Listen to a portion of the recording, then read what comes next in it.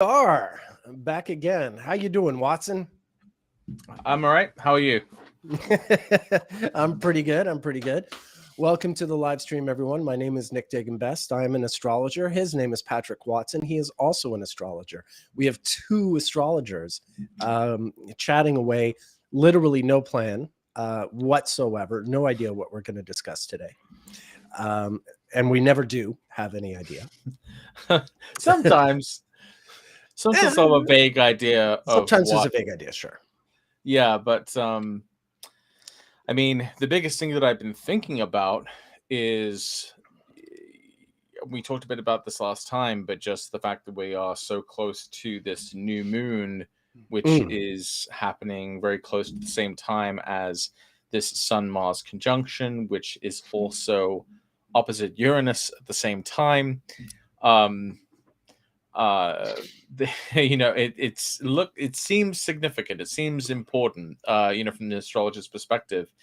I would think, based on the fact that we have the planet of sort of war and action and violence in its own sign, and at the sort of powerful point of renewal, and being opposite this planet of volatility and surprises and the unexpected, Uranus, I would expect us to see stories percolating in individual lives, and perhaps on a broader scale as well in the news of sort of, which is kind of hard to believe because we're already in a period of great violence, but it would seem like there would be a heightened potential for really shocking and unexpected and sort of explosive acts and events of chaotic destruction, with Mars opposite Uranus, a kind of unhinged or unbound sort of quality to this martial expression. Sure. So it sounds bad. Do we have any previous examples of like Mars-Uranus oppositions being kind of crazy? Well, we should work in the sun. We don't want to underestimate. It's not merely a Mars-Uranus opposition. Those happen all the time. But I think it's the Sun-Mars together opposite the Uranus. Okay, yeah, all right. Fair enough. Yeah. Let's look at a previous time that's happened. Sure. I'm going to share my screen and put up the transits. Okay, yeah. Okay. All right. Okay, so I'm just going to search the general database for, this is the search I'm going to do. For those of you who are still sort of learning how to do searches on SolarFire. So I'm using my selected chart files, which is just, it's basically the master file, all the birth and event charts in my database. So for an aspect, I'm going to say first Sun conjunct Mars. I've got a 3-degree orb going for now. We can play with that in a minute. And then we want Mars. I think I found one. Mars opposite Uranus. Okay. What have you found? Okay. So, all right. So it's not exactly like the one that we have today, but one just using a bit of math. I was able to figure out that the summer of 2004 would have a Sun-Mars conjunction in Virgo. That's right. Opposite Uranus. That's right. Yeah. Pisces. So it was a little. It's not quite as exact as the one we're seeing today. But we do see, basically past August 24th, that the sun is moving towards a conjunction with Mars. Looks like it perfects at 21 Virgo or so. And so these two planets earlier on in the sign, they were opposite to Uranus at 4 degrees of Pisces. It's not very close. We might be able to find a better one. But that's the most recent one, I think. Right. I can think of. Right. Well, I'm finding them. We had them in 1964 and 1983, and none of these look like, and also in 1925. None of these look, really terrible. But except not on a grand level. But I do see a couple of things on a personal level that are worth looking at. To my mind, what I see in 1964 and 1983 are really sort of positive events. It's, Beatlemania, Muhammad Ali winning the title. Those are in 1964. And then in 1983, it's the big Us Music Festival, which was, totally a positive event in any, in any sense of the term. It was this big, huge rock festival that was thrown by Steve Wozniak. But here we go. I'm going to look at Frida Kahlo. But this is the kind of chart you would have to have, I think, in order for it to be a really debilitating event. Okay, so for people who don't know, Frida Kahlo was an artist, a Mexican artist, and quite a fierce Mexican nationalist. And when she was 18 years old, you see, she was born with the sun opposite a Mars-Uranus conjunction. But on this day in September of 1925, she's 18 years old, and there's a Sun-Mars conjunction opposite Uranus, like the transit we're having now. And she's in this freak bus accident that results in her being impaled by a steel bar when this I think it's a streetcar or a bus, one of the two. I guess it says bus accident. I guess it's a bus. But she was really severely wounded in a way that she really sort of never fully recovered from, and a lot of her art would sort of depict how she sort of coped with the her injury and living life, sort of not invalid but severely incapacitated. Right. But it's a recurrence by those three planets that I think, it's this week in September of 1925 wasn't, terrible for everyone. It wasn't terrible. It wasn't, something happening in the world. But if you had the wrong chart, it could be something totally devastating. And I'm more of that opinion in terms of the coming week. I'm not necessarily as worked up, I guess, is probably overstating the case, but yeah. Wow. Yeah. Well, I mean, that certainly sounds pretty bad. I was just looking at the 1983 Sun Mars Uranus thing, and now we have to remember that the 1983 one, 1983 is a year that Jupiter was conjunct Uranus, so I assume that the Sun Mars conjunction would have had to have been opposite Jupiter and Uranus at the same time. Probably. I see, just by looking on, and granted, I know this is bad form, but I just sort of typed in the date and tried to sort of see what things are kind of going on. But I'm reading here that there's this event called the Benton fireworks disaster, and that was on May 27th, 1983. Oh, okay. Which is right at a full moon, basically, in Sagittarius, where the Sun and Mars conjunct Mars opposite Jupiter and Uranus. So I'm looking at that. Yeah. They call it the deadliest event in U.S. history involving illegal fireworks, which certainly has those explosive Brilliant. connotations. That's of Mars and great Uranus. Find. Great find. So yeah, it's amazing. Like, it's like astrology works or something. Well, sure, but no, but that probably involved the chart of someone who had their own sort of Sun Mars Uranus dynamic in their chart. Sure. May 25th, 1983, 2 days before that event, there was a little movie called Return of the Jedi was released. So, lots of people were just enjoying, like, Ewoks and all that stuff. The date of that fireworks event was like I said, the big Us Music Festival that brought together everyone from Van Halen to David Bowie to The Clash. It was this massive free music festival that was just, it was just that. It was very successful in every sort of sense, and not one of these sort of Altamont type disaster stories, or Woodstock '99 or some of those things. I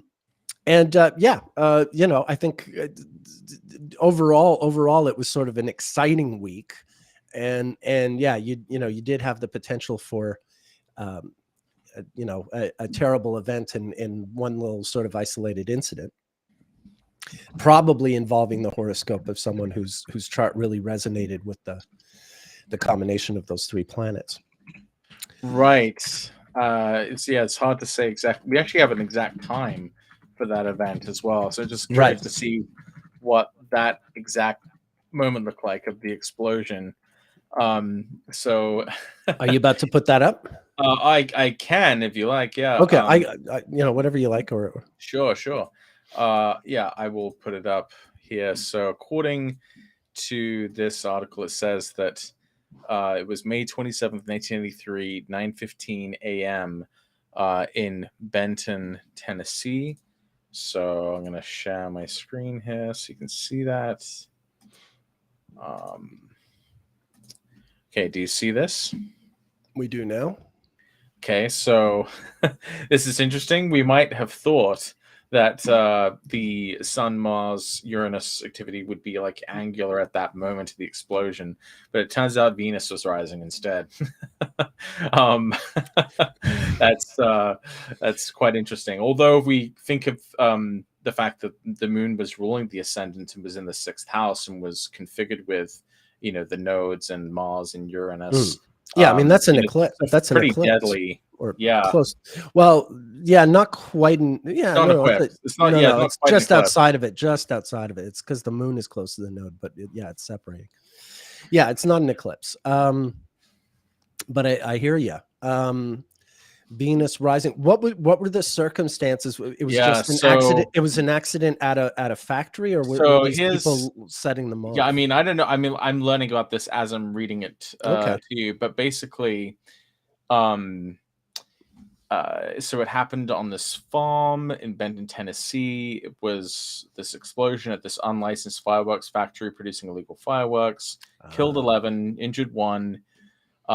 Revealed the existence of the factory the first time to law enforcement and the public. The event gained national attention, covered by multiple media outlets, triggered a 2-year federal investigation. 2 years is Mars.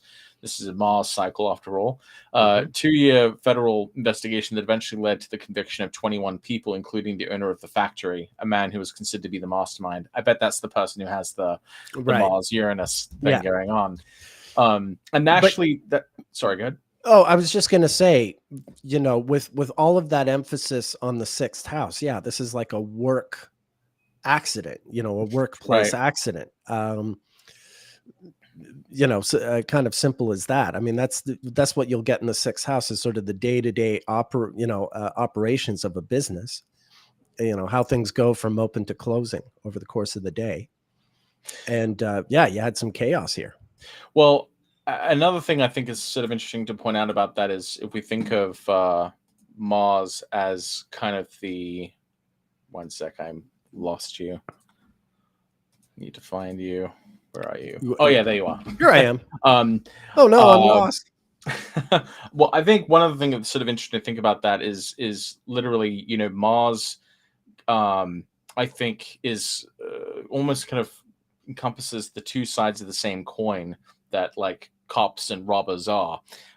People who violate the law, people who are criminals versus people who are like enforcing the law and sort of working against it. And so you have this planet Mars, which I think sort of the complex of Mars that covers both of those figures and individuals. And so you had Mars, this is an illegal fireworks factory that they didn't know existed until this happened. So I think that's another interesting way to look at the fact that it was a Sun-Mars conjunction, that it was like the beginning of this investigation and uncovering these sort of violations or crimes. Yeah, if there hadn't been an accident, they may never have found this illegal fireworks factory. Right. I mean, I guess there could probably better things to do, find illegal fireworks. But they seem to be more concerned about finding fireworks than putting any kind of limitations on weapons manufacturing, or missile manufacturing. I remember back around the whole Y2K thing, either in very late 2000, early 2000, late 99, early 2000, I guess it was.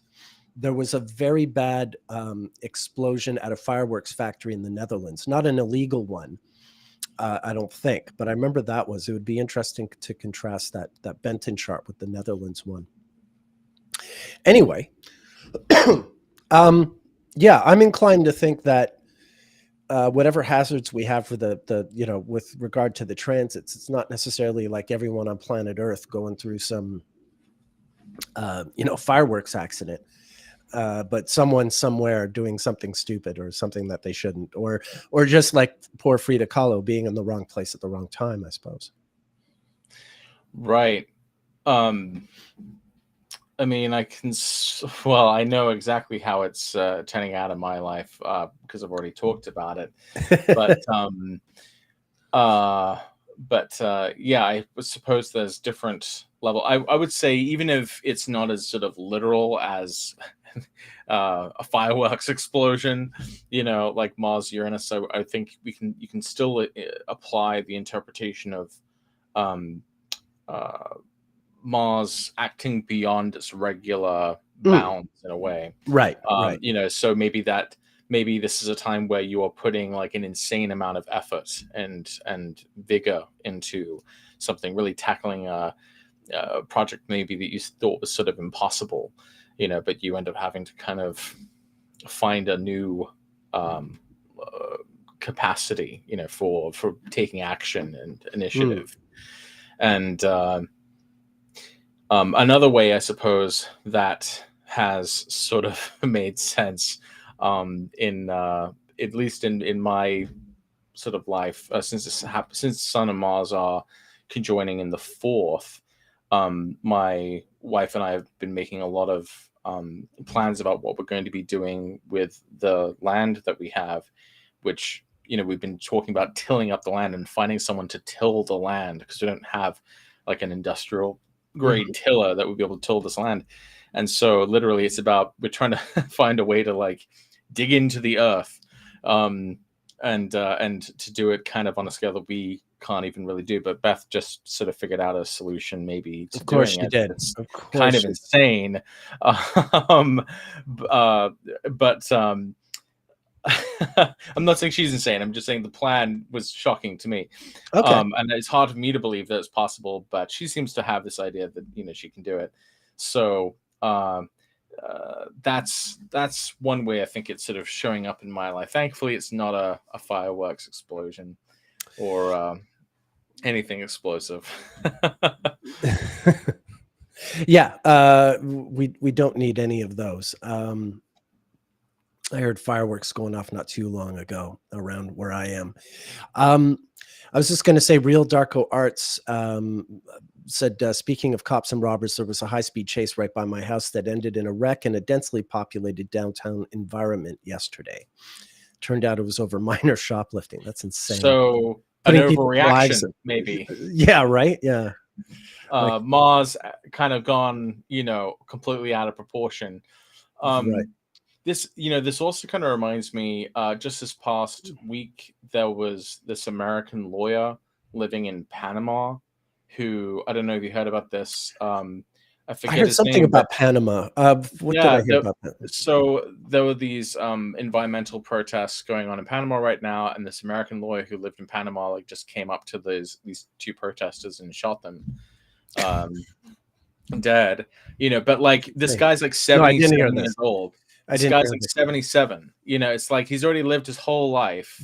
He lived as a lawyer, actually, and just seemingly, went nuts and killed these two people in a very sort of shocking way, just very calmly, walking up to them and just I know it's Mars, and but like insane Mars, nuts Mars, Mars, just completely without it's one might say it's like daylight robbery, it's like that level of of boldness, that we typically might not expect, but just sort of flagrantly or blatantly or out in the open. So that's I saw that story and I thought, wow, that is a bit evocative of that's insane. Yeah, I don't know his chart. Maybe we could find it, but I don't want to spend a ton of time looking for it. Yeah. Sally H points out, what about volcanic action in Iceland bubbling away? Oh, yeah, right. I heard about that. And also off the coast of Japan, as I understand it, like a new island has been formed from an underwater volcanic eruption very recently. But yeah, volcanoes, earthquakes. I was noticing You know, I'm in Vancouver, which is where the Cascadian subduction zone is, you know, this really volatile earthquake zone that is, it was due to have an eruption around 1950. So we're already like 70 plus years overdue for an eruption that could conceivably be really devastating to the Pacific Northwest. But I was noticing, I put up a chart for the last time that there was an earthquake in the Cascadian abduction zone. It was in the year 1700, and Saturn was at 0 Pisces. No. Oh my God. So I was sort of like, oh, you know, now look, Saturn's been at 0 Pisces more than a few times since 1700 and now. But it, you know, it was just one of those things like, oh, okay, that's noted. I'll pay close attention if I start hearing dogs barking. I know that's going to be like a total random side note. I just learned recently that the galactic age of the sun is about 20 or 20 and a half, or almost 21 years, 21 galactic years. That is the amount of time it takes for the sun to go around the entire galaxy. So even though it's going really, really fast, it's such a long journey that it's only gone around 20 times and will only go around. You mean in its lifetime? In its lifetime, yeah. In its entire time it's existed, it's only gone around the galaxy 20 times, and it's only going to go around about 20 or so more times until the star finally goes out. So it's kind of middle-aged. We're like at the halfway point. Yeah, the life of the sun. Okay. Right. Yeah, I thought that was a weird sort of perspective of kind of where we're at in time. Yeah, big time. It can almost get its galactic permit for drinking alcohol. You know, it's almost 21. Right. You can drink a galactic beer. Okay, well, let's not douse that flame though. We need it. Right. Well, I was just saying, I just thought of that because you were saying, you know, Saturn's been at 0 Pisces before, and that just made me think, well, I wonder how many times it's really been in Pisces, like right since the year 7. Oh, like ever, like ever. And so, you know, that's when I remembered that just this week I'd learned that the age of the sun is about 20 galactic years. So if you any math people out there, you know, want to try to calculate, you know, how many times Saturn might have been in Pisces, that would be kind of interesting to know. Yeah, that's useless, but bit, kind of outside my purview or my interest, but an interesting notion. Well, it's can't do much with that, but it's sort of interesting to know how long this has been going on. Right. Mirka's pointing out, we were talking about this before, I believe, that Mars is in the same declination as the sun with the upcoming Cazimi, so it's going to be right in the heart of it.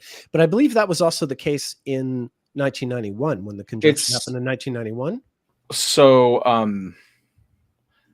I think it's in the same latitude rather than the same declination. Oh, okay.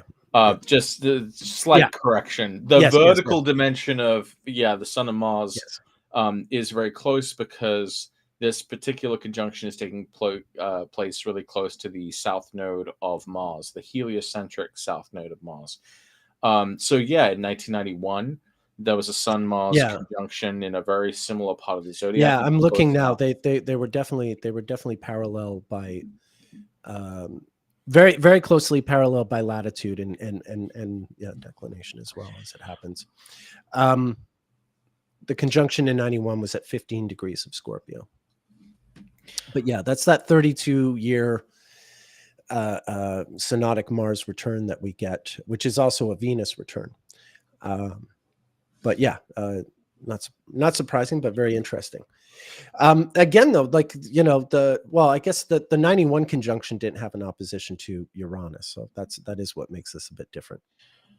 Now I'm just looking at where that Sun-Mars conjunction occurred in 1959, because that would be. No, wait. I think I must have. 97, there was a With, Mars retrograde in Mars Libra. retrograde. It Yeah, wasn't a sorry. conjunction. So I think maybe there's a conjunction in Aries in 98, like late Aries, I think.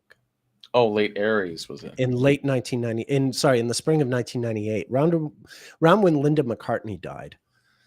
Last week of April 98, I want to say. Oh, okay. No, what I was looking for was the Sun Mars conjunction that took place at the North Node, because I was looking at another example of. Okay. So yeah, May of 1998, there was a Sun Mars conjunction which took place. It's in Taurus. A Taurus. Yeah, it took place at 22 Taurus. So that would be Okay, when yeah, Mars was again really close in latitude to the Sun, except that time it would have been going northwards. So we're kind of this Sun Mars conjunction. Exactly. This is kind of the opposite of what today is kind of the opposite of that mid-May 1998 Sun Mars conjunction. It's worth considering, what connections today potentially has to May 1998. Nothing really pops out at me off the top of my head. No, what I think of when I think of May of 1998, if I'm not mistaken, was the murder of Phil Hartman. Wasn't that in May of 98? The comic actor from Simpsons and SNL. I don't know. Is he here? Yes, May 28, 1998. And he's come up in the, maybe it's just my YouTube feed, but he's come up a lot lately. Yeah, that was Sun Mars opposite Pluto, May 28, 1998. He was shot by his wife, who I think was, emotionally unstable and resentful of his success. So that's the thing that makes me think of that. Something kind of interesting about that May 1988 Sun Mars conjunction is that in the days or weeks leading up to that Sun Mars conjunction, the Sun and Mars would have both been square Uranus.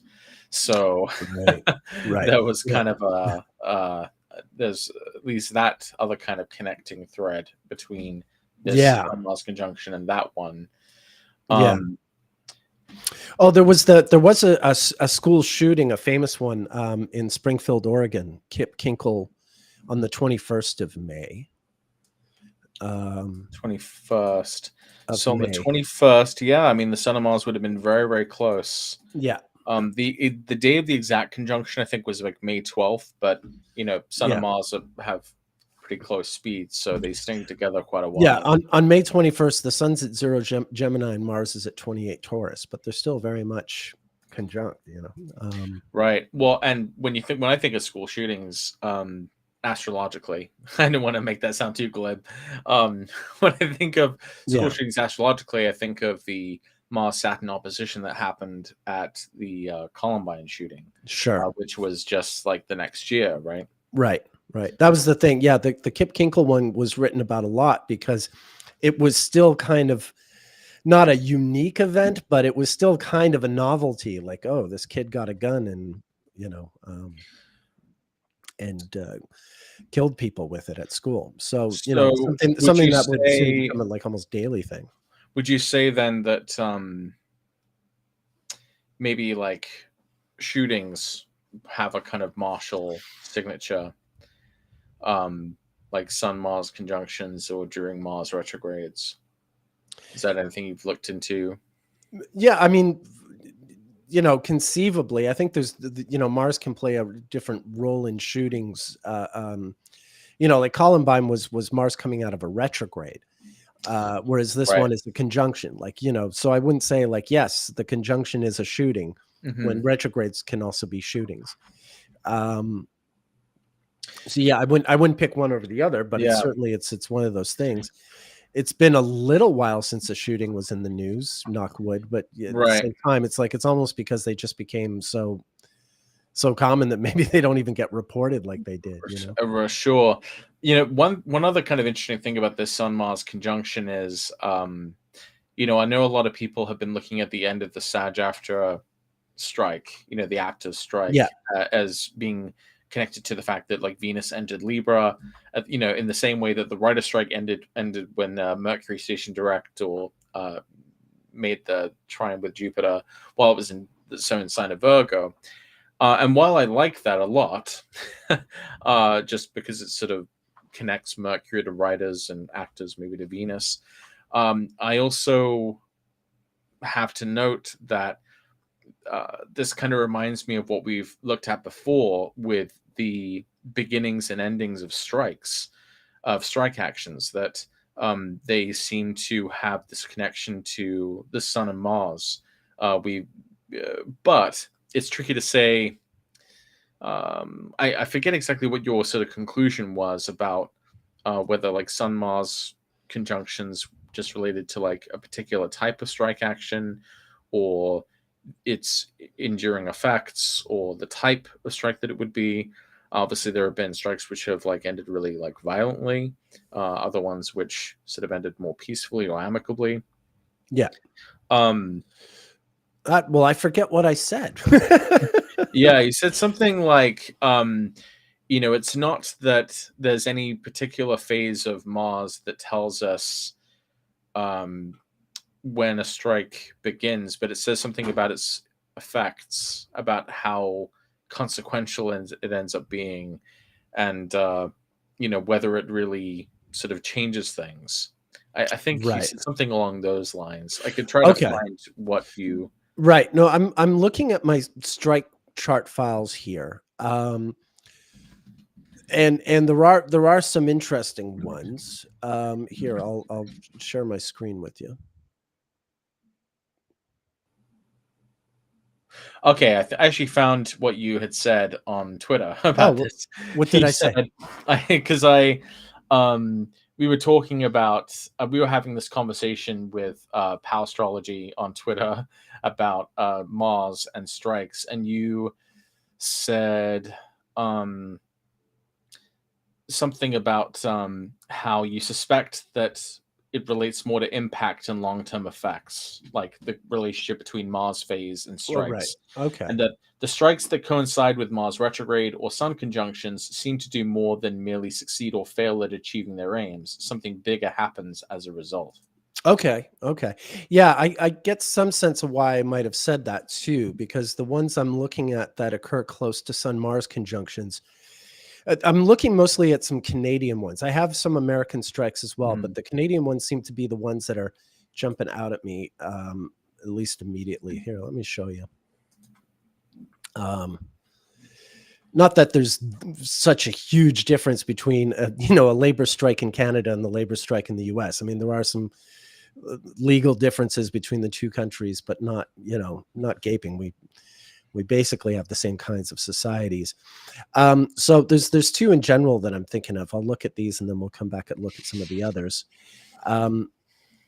First off, this was the Winnipeg general strike that became a national strike. This is huge in Canadian history. This is in 1919, after the First World War has ended. And yeah, I mean, it's a general strike. It prompts this whole sort of march to Ottawa, that people are getting beaten up and assaulted, very sort of roughly handled. Keep in mind, like the Bolshevik revolution has just happened, so these sort of labor strikes are happening a lot. The U.S. is going through a crazy time in 1919 as well. But yeah, can we also note where that Sun-Mars conjunction is happening? I was going to say it's right there, like we were talking on the about, North Node. Yeah. Also a lunar eclipse. Yeah.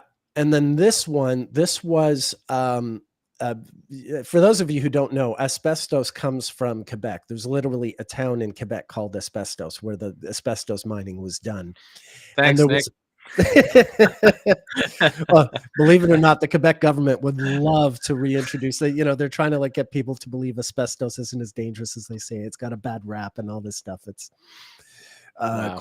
quite sad. But anyway, this is a huge strike. In fact, Justin's dad, Pierre Trudeau, who would go on to become prime minister in the 60s, 70s, and 80s.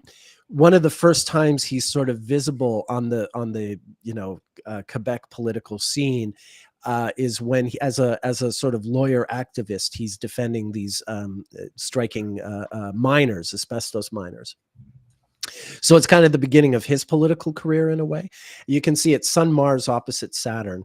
And yeah, this is a huge strike. This is another one of these things where it's got huge implications relative to like the future of Quebec nationalism, which is just becoming sort of, it's in its early stages. And this strike is sometimes sort of suggested to be one of the first sparks of it, you know? So yeah, I mean, in terms of having like a long term effect on a society, one that you know, sort of transcends or exceeds the actual just aims of the labor strike. You do see some of that. And I noticed that there was also a Mars-Saturn opposition there on in that time, and that also then, based on the distance between Sun and Mars, I would think it'd be about a month out from the actual conjunction itself. Yeah. So and this happening as this forming. Yeah, and this was your classic sort of, you know, there were thugs hired to harass the strikers. It was, you know, it got rough. It got pretty vicious. So so that's interesting. So Mars-Saturn is like that, because that's another way we can kind of contrast that to Mars-Uranus. You know, these when Sun Mars is like opposite Saturn or square Saturn, it's like action that meets resistance. But with Mars interacting with Uranus, it's like Mars interacting with like an limitless possibilities. Yeah, blow up those fireworks, you know, right, or have your big us rock festival, you know. Right. Yeah. Like your punk flag fly. yeah. Your big punk festival, punk and rock like festival, financed by, you know, the guy who made his money from Apple computers. So there's even Uranus in the picture in that as well. Yeah. Right. Soaring Eagles pointing out, was May 21st, 98, not Sonny Mr. Clinton, who did not have martial arts sex with that woman. It's definitely the revelation that the affair, you know, might have happened was in late January of 98, and it's August of 98 where he's busted for being a liar. I thought he said, I did not have sexual relations with that woman earlier on, but if it happened May 21st, that would be interesting. I don't have a chart for that particular statement. But yeah, I mean, my general sort of breakdown of that timeline is scandal erupts in January of 98. Clinton lies about it up until August of 98 when he has to admit it. And then the impeachment in Congress happens in January of 99, if I remember correctly. And that's, you know, and then it sort of fizzles from there. Acquitted about a month or so later when Jupiter ingresses into the next sign. Into Taurus. Yeah, I guess it would be Taurus. Yeah, in 99 it would. Yeah. Or is it Aries? No, 2000. It Aries. It's Aries. It's Aries. It could be Aries. Yeah. No, it's Aries. All right, cool. All right. Depends what the definition of is though. Yes. That's, okay. Yeah. All right, that's all very funny. This is all before my time too. You know, my first inkling of all this, like I learned all this stuff kind of like way after the fact. You know, so but you actually, you know, I was going through it and probably had to actually watch it on TV. You know, what the whole thing about the Monica thing. You know, I was in New York. I was studying with the NCGR. And there was a forum on astrodeans. I mean, it's probably still, I'm sure it's still there. You can go back and see the conversations we had around then. My whole experience of the Lewinsky affair was, it was my first experience in doing sort of online, something we do a lot now, like what we do in this podcast, where you had a bunch of people online, total strangers, discussing the astrology of the whole Bill Clinton, you know, all the allegations, which is what they were at that point. And what we discovered, we had Monica's birth data quite early on, like before Clinton admitted to it. So because they were both Leo suns, they were both Taurus moons, and they're both Libra rising, I think he is for sure. I seem to remember her being, certainly she's Leo sun, Taurus moon, maybe also Libra rising as well. But I remember we compared their two charts and we're like, oh yeah, this totally is happening. Yeah. Like before he admitted it, we were looking at the synastry and going, oh yeah, this happened. This is a thing. Right. Right. Yeah, so that's my memory of all that. It was the real sort of early days of online astrology. One of the first instance I can think of. Wow.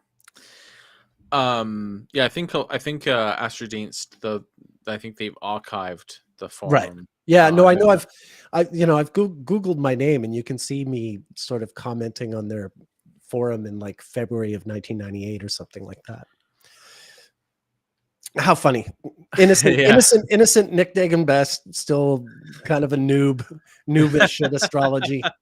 Yeah, that might be worth actually excavating at some point. Yeah, you can have a look at that guy. Yeah, no, I think I just was sort of impressed just a few minutes ago by what by the idea of like understanding Mars Uranus by comparing it to other combinations. I just had this like flashback to when I was working on trying to understand like what Mars-Neptune aspects were about. And this is like before there was that giant railroad accident with the chemical spill and everything. But at previous Mars-Neptune, like hard aspects, I kept seeing like accidents or disasters involving like chemical spills or chemical exposures. And so that's kind of another way we can contrast this with Mars Uranus, that instead of being about it's not chemicals, it's not just brute resistance from governments or from entrenched forces, it's the acceleration of what Mars does. It's gasoline on a fire, instead of something that puts it out or spills out everywhere. It's something which I would think is acting as kind of a kindling or accelerant. Right. Yeah, that makes sense. I'm just trying to think of other explosions. Well, what was some of the other ones? So you said 1983. We already kind of looked at that. Did you say there was another one in the 40s? No, it was the 20s. Oh, it was the one I was talking about with Frida Kahlo. Okay, yeah, that one. Yeah, I thought that was a really, because I knew she had that natal aspect, I thought it was a really good one to introduce and talk about. For sure. But no, in the 20th century, it happened in 1925 in September. It happened in February, March of 64, and it happened in May of 83, and that seems to be it. So these things are pretty rare. Yeah, 3 times in the 20th century that I know of. I could be missing one, but I don't think so. Now, of course, we're just looking at the oppositions. Obviously, there are a fair number of other. There are Mars conjunctions. There are Mars retrograde. Conjunctions with Uranus. In fact, I think one of the wildest ones I saw was the Mars retrograde in Virgo that was conjunct Uranus in Virgo in 1965. Yes, there was a it was here, let me find that exact event so we can get the exact time on that. There was basically an earthquake in Chile. Okay. Which caused a lot of problems. 1965. The El Cobre tailings dam failure. It's this basically, very deadly mining disaster in Chile on March 28th, 1965 at 12:35 p.m. You had this earthquake occur, which caused this dam to collapse and all this water to flood out, and that happened with Mars retrograde in Virgo, conjunct Uranus and Pluto in Virgo. And I thought that was a pretty astonishing kind of signature to have for what happened. And of course, it was opposite Saturn in Pisces. Yeah. So that's kind of where the watery element kind of comes in. Yeah. I mean, that's a great example. I didn't know about that. that event. So that's worth looking to. That's in Chilean 65. What's the date in 65? March 28th. Oh, okay. So that's the same week that the first ground troops land in Vietnam. That's like the beginning of ground combat between American soldiers and the Viet Cong. Oh wow! The last week of March of 65. Yeah, March 28th, 1965. Wow. So that's again you see this was there's a Viet Cong bomb explodes outside the U.S. Embassy on March 29th, 65, but I'm sure the troops have only just landed that month. I'm sure of it. So it was the ultimate. And earlier that month in March of 65, on March 7th, there had, of course, been Bloody Sunday. When the famous, I mean, we've seen a lot of footage from the 1960s of policemen with dogs and water hoses, but this is like the classic. Cops Unbound, right? Yeah. That's March 7th of 65. Yeah.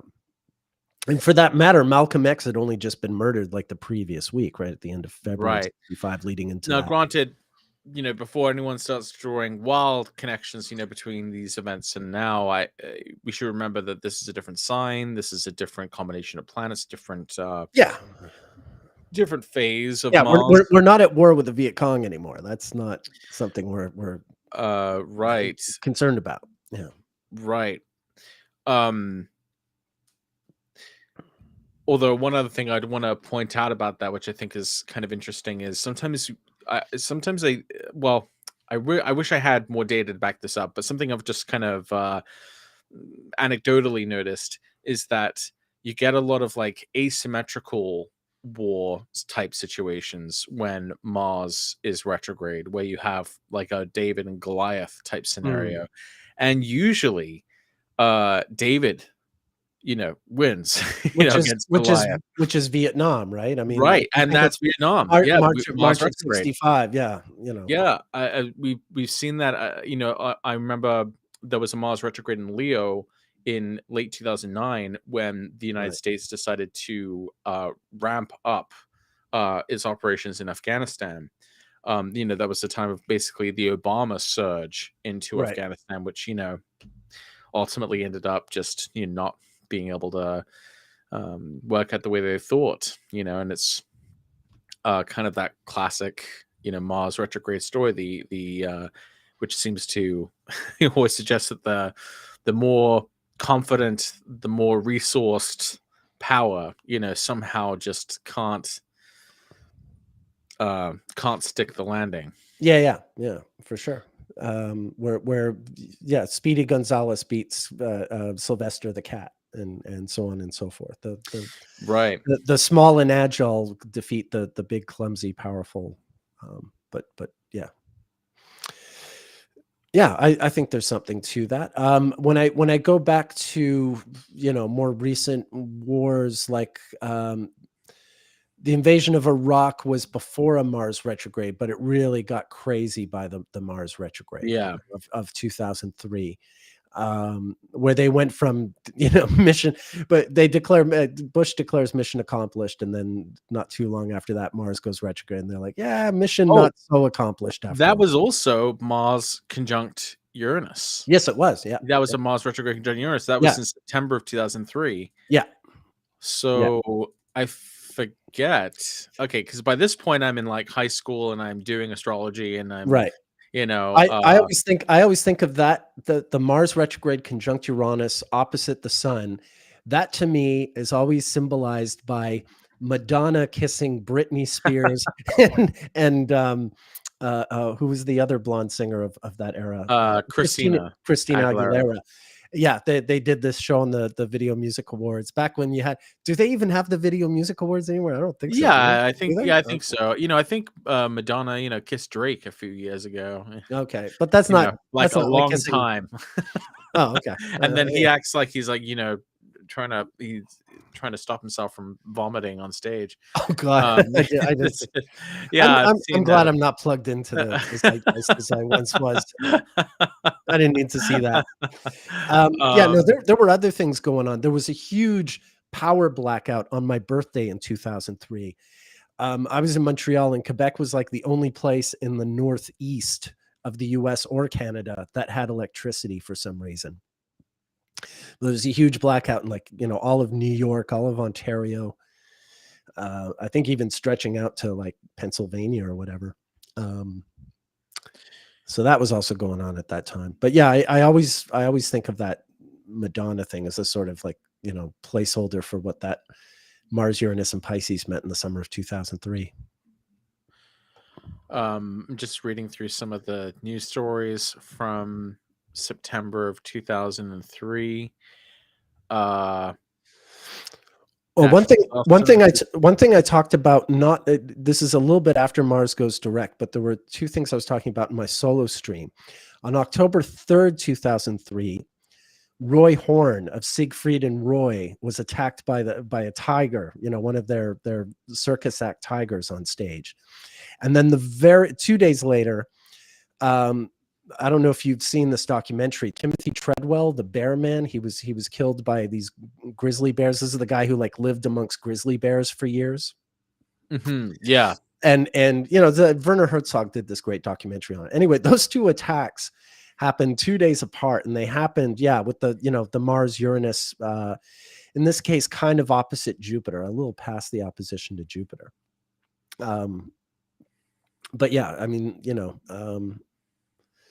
two of the more notable animal attacks that I know of. What are you looking at now? Gosh, there's just a lot. A lot of those. I mean, a lot of things happening in the Iraq War, some Israel-Palestine conflict things happening in this time as well. Though, as you've mentioned before, it's kind of hard to isolate what should stand out, you know, in that chronology, because it's so it's been so sort of constant. You get violence in Kashmir. You get the I guess like Bush at that point, you know, declared Iraq to be the central front in the war against terrorism on September 8th. Asks for more money to handle it. That's all in that first week of September, where basically, again, you see this idea of like the acceleration of conflict that can't really be won. Right. And in this particular case, it's Uranus and Pisces, which for the United States is kind of like reliving its Alamo phase. Right. We're besieged. Right. So it's that's, I guess, a way we can interpret Mars Uranus is it's especially when retrograde, it's like an unwinnable war. Let's commit to the thing that we can't actually win. It seems like a bad time in general to try to actually take action. You know, don't double down on your illegal war during a Mars retrograde, folks. You know, well, some solid electional tip there. Yeah, probably more like, you know, you got to ride the lightning, so to speak. Like, you know, like you're not in charge of things. Things are happening around you, and you have to be sort of either in the right place at the right time or the wrong place at the wrong time. But there's not much. No one's in any real control of the situation. Now, the fact that Mars is direct and that Mars is in its own sign, I haven't been able to figure out. Like, the only thing I've sort of anecdotally noticed is that the asymmetrical warfare where it doesn't work out for Goliath, that's like more of a Mars retrograde type thing. I don't know if you can like invert that or something for Sun Mars conjunctions, where maybe that's where Goliath does get the upper hand, or maybe it is a more like evenly matched type of conflict. I don't really understand what the Sun Mars direct conjunction necessarily means, as opposed to Mars retrograde. Mars retrograde seems to be the David versus Goliath dynamic, but I don't know what the opposite of that would necessarily be. Right. Well, I mean, I have a couple of stories that involve Sun Mars conjunctions in Scorpio, but they also involve Neptune. Okay. you know, just so we'll just have to keep that in mind as with that the Neptune is adding its whole. Yeah, I don't know if this is going to say anything about what we're dealing with now, but just like, you know, I can you know, give you some interesting information. I definitely, when I'm looking through, you know, the file, anytime the Sun and Mars are even just co-present in Scorpio, it's not like the world's being set on fire. There's really not a lot here that suggests like it's a volatile period by any stretch. But the two events in 1959 that I want to talk about here, let me just pull them up here. They're two events that happened on the same day on November 1st, 1959. They're utterly unrelated, but they have a kind of an interesting theme that they share. First of all, there's a hockey game.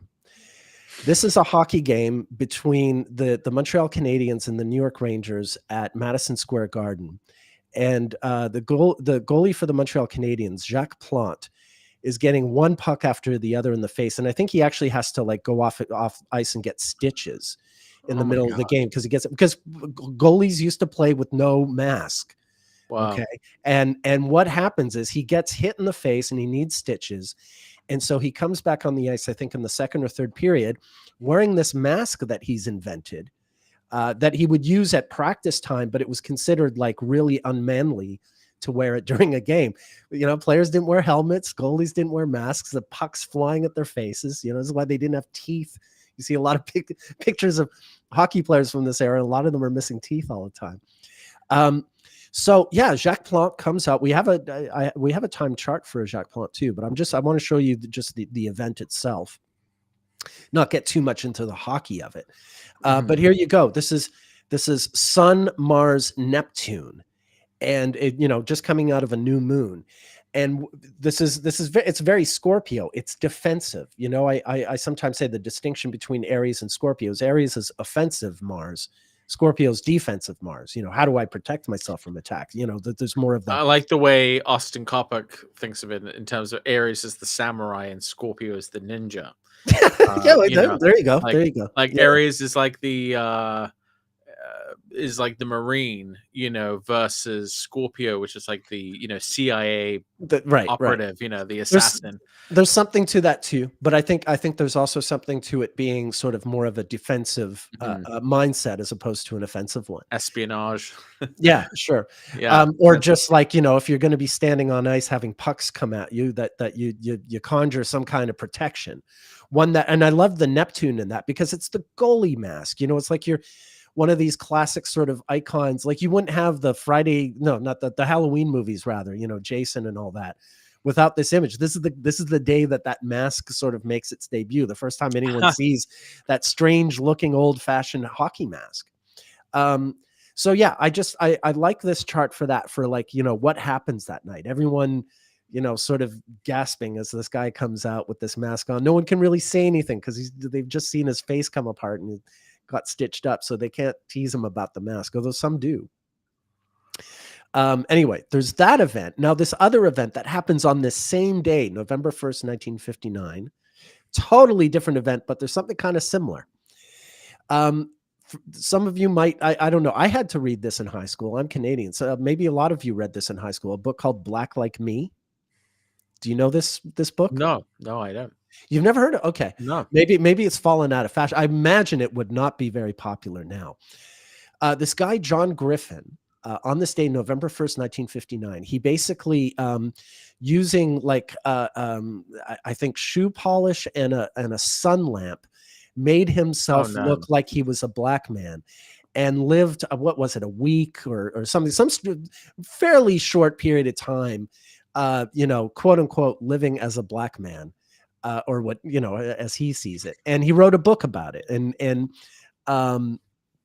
yeah, it's kind of controversial these days. I mean, you know, the guy's heart was in the right place, so to speak, but it's, you know, he's like the still Rachel, ended up being in blackface. Yeah. Right. It's the Rachel Dolezal of his day in a way. Oh no. I mean, he was a guy who was, you know, he was doing it in the name of trying to have the experience and write about it. It's that, like, of all the white people in 1950s America, this guy's hardly like the worst person, Sure. hardly. But still, it is what it is. But again, whatever you think about it, I love that, we see that Neptune coming in again. There's this mask and there's this subterfuge, right? Like you're talking about. I mean, he's not doing CIA or he's not a ninja, but there's kind of, Imagining. He is kind of going in, Going into a character, going undercover in a sense, or I see. Yeah. You can see it, that the symbolism sort of presents itself. The symbolism Yeah. presents itself. So, I mean, these are both events. These are Sun, Mars, and Scorpio, and I see the Sun, Mars, and Scorpio in both of them. But very much in this case, what was unique to 1959 was the conjunction with Neptune. Yeah, that's really interesting. Yeah, and neither of them are sort of, I mean, it's a hockey game, and then this guy doing this strange thing to write a book. But they both have sort of a lasting impact, and each in their own way. Interestingly, John Griffin wound up giving himself. He died of cancer because of this thing he did. I think something he was doing to dye his skin. He ultimately sort of died years later because of it. And I remember him having interesting transits, but maybe I just don't. I thought I had activity here somewhere. Yeah, John Howard Griffin, that's the dude. And even though I haven't looked at this in years, but I remember him having really striking transits. Okay, so this is his natal chart. Pluto on his Saturn, square the Jupiter. I forget what I saw at the time, but anyway, there you go. Wow. That's the guy, and he had his Saturn Uranus opposition. He was born not long after Mars went direct. There had been a Mars retrograde. Anyway, there you go. Right, that would have gone from Scorpio into Libra. So that's right. That's kind of important because it means that he was basically born at the opposite end of that same Sun-Mars conjunction that would occur, later on at that. Because in a similar way that you can break the Venus retrogrades down into like being 8 years apart, and with the Sun Venus conjunction taking place 4 years in between, you can actually do the same thing with Mars to some extent. Yeah, not in the same sort of symmetrical way, but not always terribly closely, but sometimes you can get kind of in the ballpark if you think of it as there's a Mars retrograde in Virgo, say 1 year, then 7.5 years later, there will be a Sun Mars conjunction roughly in Virgo. There was a Sun Mars conjunction in 1991 in Scorpio, as we saw, and then a Mars retrograde 7.5 years later in the spring of 99. Right. Yeah. So it can happen the flip side as well. You can have a retrograde follow a conjunction at that interval. So that's another way to look at this Sun-Mars conjunction, that it actually kind of began 15 years earlier, or that I've even been kind of considering how this Sun-Mars conjunction might be picking up some of the themes from the summer of 2016, because there was a Mars retrograde that went from Sagittarius back into Scorpio. Yeah. And so that was about 7.5 years ago. Yeah. And the Mars retrograde, because it was going from Sagittarius into Scorpio, that was Mars going retrograde at the same degrees that this current conjunction is happening. Right. So, some of the major things that happened in the summer of 2016 that was related to Mars retrograde in Scorpio, I almost wish that I had predicted it, because I remember seeing it at the time and thinking, like, the UK is about to vote whether or not it wants to separate from the EU.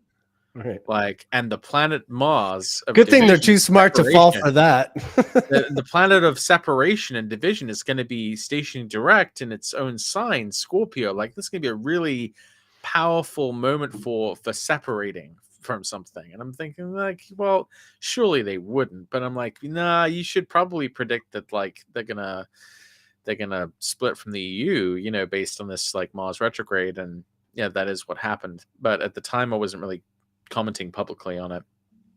Right. But so I've wondered how or if this Mars retrograde from 2016 would end up having some kind of relevance to this Sun-Mars conjunction, because something that I sort of noticed from 2015 to 2022, where in June of 2015 we had the Sun-Mars conjunction in Gemini, and then at the end of 2022 we had that Mars retrograde that occurred in Gemini. And what I thought was so interesting about that particular 15, or rather that particular 7.5 years in between that Sun-Mars conjunction in Gemini in June of 2015 versus the Mars retrograde in Gemini of December 2022, is that in June 2015, that was when Trump announced his run for president. He did that at the sun. He did that Right. at the new moon conjunct Mars in Gemini on his sun. And 7.5 years later, we had a full moon conjunct Mars retrograde in Gemini. So it was like the exact opposite of that initial starting point. And at that time, That was the red wave. that was what was supposed to be the red wave, but it was finally stopped. It was like Right. as far as his campaign in some ways was able to go. That was like the late 2022. In fact, on the exact day of that full moon was the post-election like runoff election in Georgia, where the Democrat ended up winning. And so in many ways, I think that the fact that Mars went retrograde where it had been direct with the sun 7.5 years earlier represented a kind of pinnacle or peak, a more long-term full moon of that Mars cycle of the 15-year chapter. And so, and this is also right as the New York State started just like right at that Mars retrograde station, came down with all of these different indictments and charges. That's kind of when this sort of deluge of sort of legal problems for Trump really kind of started, with Mars going retrograde in Gemini.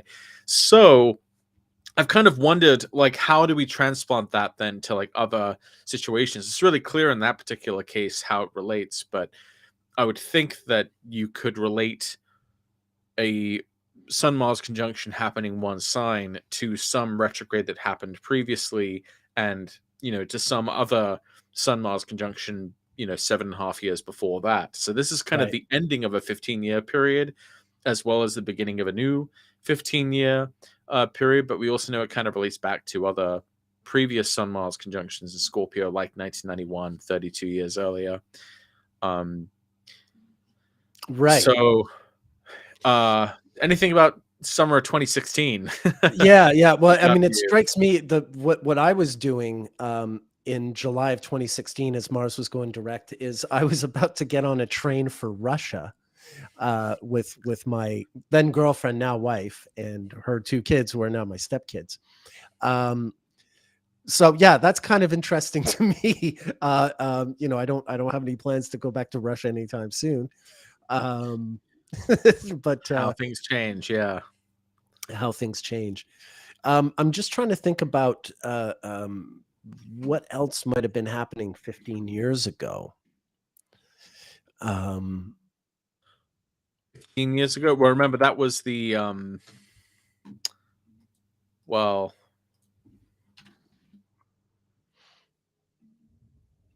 15. It wasn't quite exact. The election of Obama was 15 years ago. Yeah, well, that was January. The election. The election. Yeah, the election. Yeah, the election was yeah. One sec. So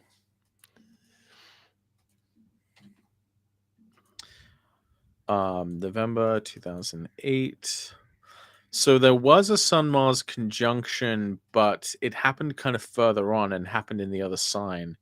It didn't complete until it reached the middle of Sagittarius. So it's kind of it's sort of close, but not quite. I wonder if 17 years was a little closer. Well, this is the thing. No, what you're running into, this is the thing, is the Mars returns are alternate sums of 15 and 17, precisely because 15 is a little bit short and 17 is a little bit over.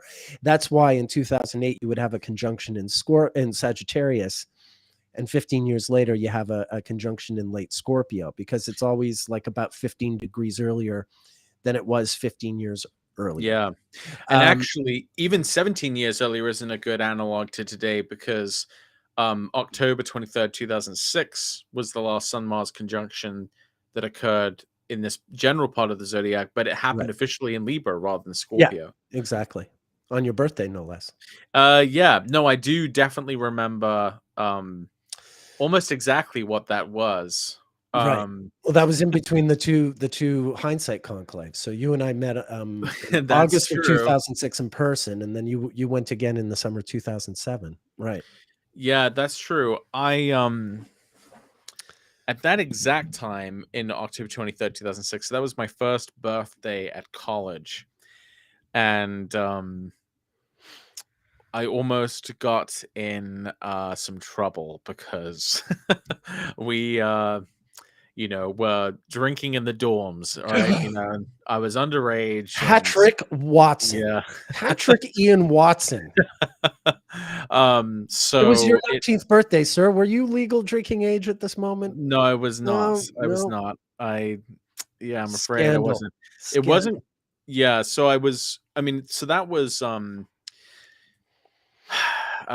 next year was actually, I think, the time where I actually had to give like an official statement, because of that was during the Mercury retrograde of October 2007. That's when I got in like actual trouble about that. But another kind of important thing that was happening at that time is I actually began a very close friendship with someone at that time. I had been communicating with her for a while, and we kind of connected in that month.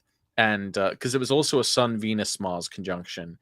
And so 4 years later, when Venus went retrograde from Scorpio heading back into Libra, and was also at a Venus Mars conjunction, I actually met up with that person, and we had kind of a date, in New York City, no less. And but we kind of realized it wasn't really going to be able to work. It was sort of long distance, and it didn't end up, kind of not really working out. But I always thought that was interesting that I came into contact with that person at the Sun Venus Mars conjunction, and then I kind of met them in person at a kind of half Venus cycle later. And then it was interesting too, because they had a Venus Mars conjunction in their chart, and it was like all so there was a lot of Venus Mars stuff. Anyway, completely interesting. But it was meaningful. The other big thing I kind of remember from 2006 is just that was also when Saturn was right on my ascendant, so it was a terrible time for you. Yeah, the Saturn in Leo sucks. Yeah, for me, it was pretty bad. It was really when I learned my limitations as a student. I had come into college thinking I was kind of hot shit. I think I had this really I think I had this bigger idea of my intellectual capabilities than I could really justify. I got totally roasted trying to take this intensive Latin course and Greek, and I just got completely overwhelmed, in the course of like maybe after the first like 6 weeks or so, I started really struggling. And it was a big come down for me, because I had just been when I was looking at different colleges and stuff. I mean, my parents were trying to get me into like Oxford and Cambridge, and I had like I did pretty well on like my SATs and stuff like that, and I had like a principal saying like, oh, you should be going to like the Ivy Leagues, and I'll write you a special paper. And I sort of, so I think this sort of inflated my ego a bit. So when I had Saturn kind of cross my ascendant, it was a real reality check, and a real cutting down to size. And it's like, you think you're so cool and like you think you can do this, like, well, if you can, prove it. And I couldn't. Right. So yeah, no, I get a sense of that in my life these days because my stepkids were, you know, the top in their high school. They're doing very well now, but you know, the difference being like in your high school, like it's easy to be the big fish in the small pond, but then you suddenly go to, you know, some big old university and like everyone is smarter than you. Like, you know, just like forget it. Like, you know, I'm just glad I had that experience then and not like yeah, you yeah. know, It's outside of that. yeah, I'd much rather have that experience, you know, in the kind of safe haven of, you know, sure, classes, you know, as a sure. student than as like, you know, Yeah. hitting it in And like a real world kind of way. yeah, yeah, for sure. I mean, it's not a pleasant experience, but it's like utterly common. You know, Yeah, yeah, most students arriving at university suddenly realize, like, oh, yeah. I, now I'm up against, you know, my real peers, and yeah, right. it's everything in perspective. Yeah. In fact, I remember when I just suddenly remembered this. I kind of went through a few different degrees when I was at school, and I for a while I was doing this journalism degree, and one of the projects I had was to interview someone about a job, like as a unique job, someone who has a unique job, and so I interviewed you. You were my I assignment. forgot that. That you know, because I thought, well, an astrologer, that is a pretty unique job.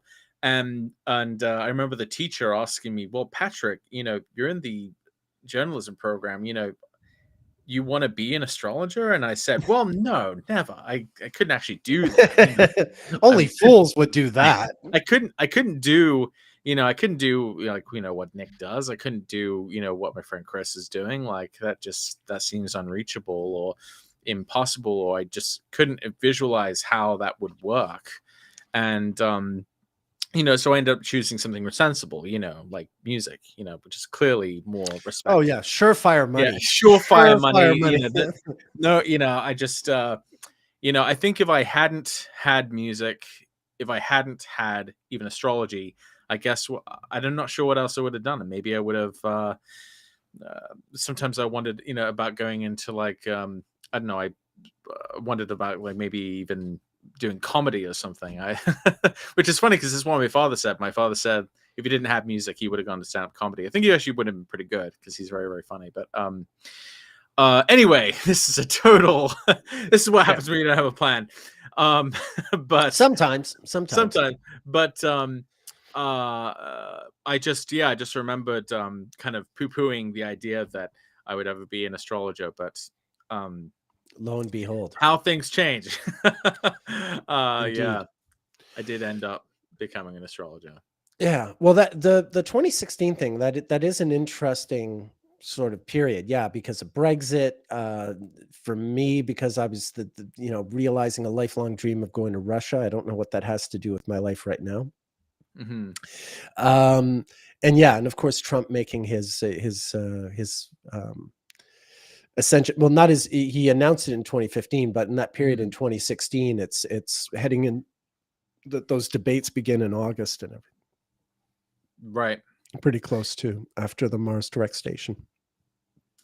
Well, if you were considering moving to Russia with I was never considering moving to Russia. Back in 2016, then I would think then that there's something about this Sun Mars conjunction occurring in your fourth house that would be somehow bringing up maybe some Yeah, I think it's about, like, where yeah.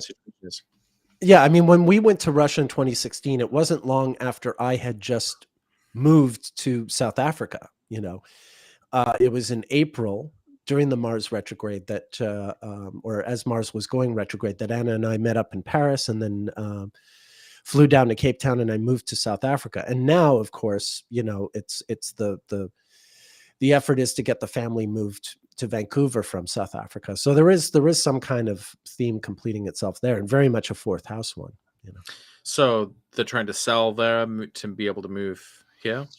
Well, there are a lot of different options. Yeah. Okay. Gotcha. But you know, to have the family sort of transplanted planted here is Yeah, part of the plan. it's been wild having Mars make this kind of phase in my fourth, because my wife and I both have Leo rising, so we both have these transits happening in the same houses of our chart, and so in this time frame while Mars has been in Scorpio, um, she's had her father out here, and they've done like a lot of work on the land and like chainsaws and he's a very Mars. Well, he's got Mars rising. Actually, I correctly rectified his chart, not very precisely, but just from all of the different things that I knew about him and from observing him for a long time, I figured he would have to have Mars rising, like his daughter. And we got his time, and it was he has Well Mars done. rising. Well done. He's a man who gets very red faced. He's kind of a glutton for pain. He he's very like rough around the edges. There was a wasp nest, Okay. and he, it was like pointed out to him, and we thought like he looked like he was going to do something about it. So I was like, I wonder what he's going to do. Well, it turns out he just grabbed it with his bare hands and like crumples it up, and I'm like, what the fuck? This guy is just like, You're doing it wrong. He's very, very martial. Like he is in good ways, I'll show you, fucking wasp, man. yeah, no, like just very he has Mars in Capricorn with Saturn in Scorpio, so he's like a real super just Wait, what's his sun kind of hard as nails. He's Sun in Virgo. Yeah. So that's the Mars coming out of the retrograde, right? 1954. Is it? It would be 1954. Yeah, that's correct. Yeah. Because Mars was retrograde in Capricorn going into Sagittarius in the spring of 54. Right. So with that Mars, yeah, and his progressive Venus may or may not go retrograde in Scorpio, or actually in early Sagittarius, actually in 1954. I think it went retrograde at 0 Sagittarius that year. So sorry for the side note, but so he came on the land, came to stay with us for a bit while Mars was in Scorpio. And then of course, my mom, I'm trying to get out to where I'm living. And so I've been looking at houses, trying to find like the right place for her to come. And, Mars has been in Scorpio before. And things have happened like involving parents, but not like this. Like this is a very, much more dramatic version of this transit. And so it's sometimes when I'm working with clients and I kind of want to understand what a given house means in their chart, or what kinds of experiences they have with a certain transit, I'll kind of default not just to the average transits of a planet through that house, but I'll ask about the times where the sun is conjunct Mars, or the sun is conjunct Venus, or the sun is conjunct Jupiter in that house, or when that planet is retrograde in that house. Those events seem to be the ones that really kind of have a greater significance than just your average run-of-the-mill ones. I mean, they can be important. I know for myself, 2016, the other kind of major thing that happened when Mars was retrograde in Scorpio is, and I think I've talked about this before, and I won't go into great detail, but basically, the Brexit vote, that kind of had a really big impact on me, because I ended up losing my citizenship in Europe.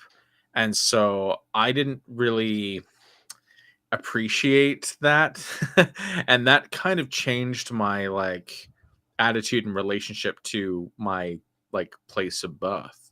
I felt since that time, I kind of felt like I don't really know that place anymore. Like this is the kind of the way it's going. I don't really like that. I, kind of like the UK to be part of Europe, not,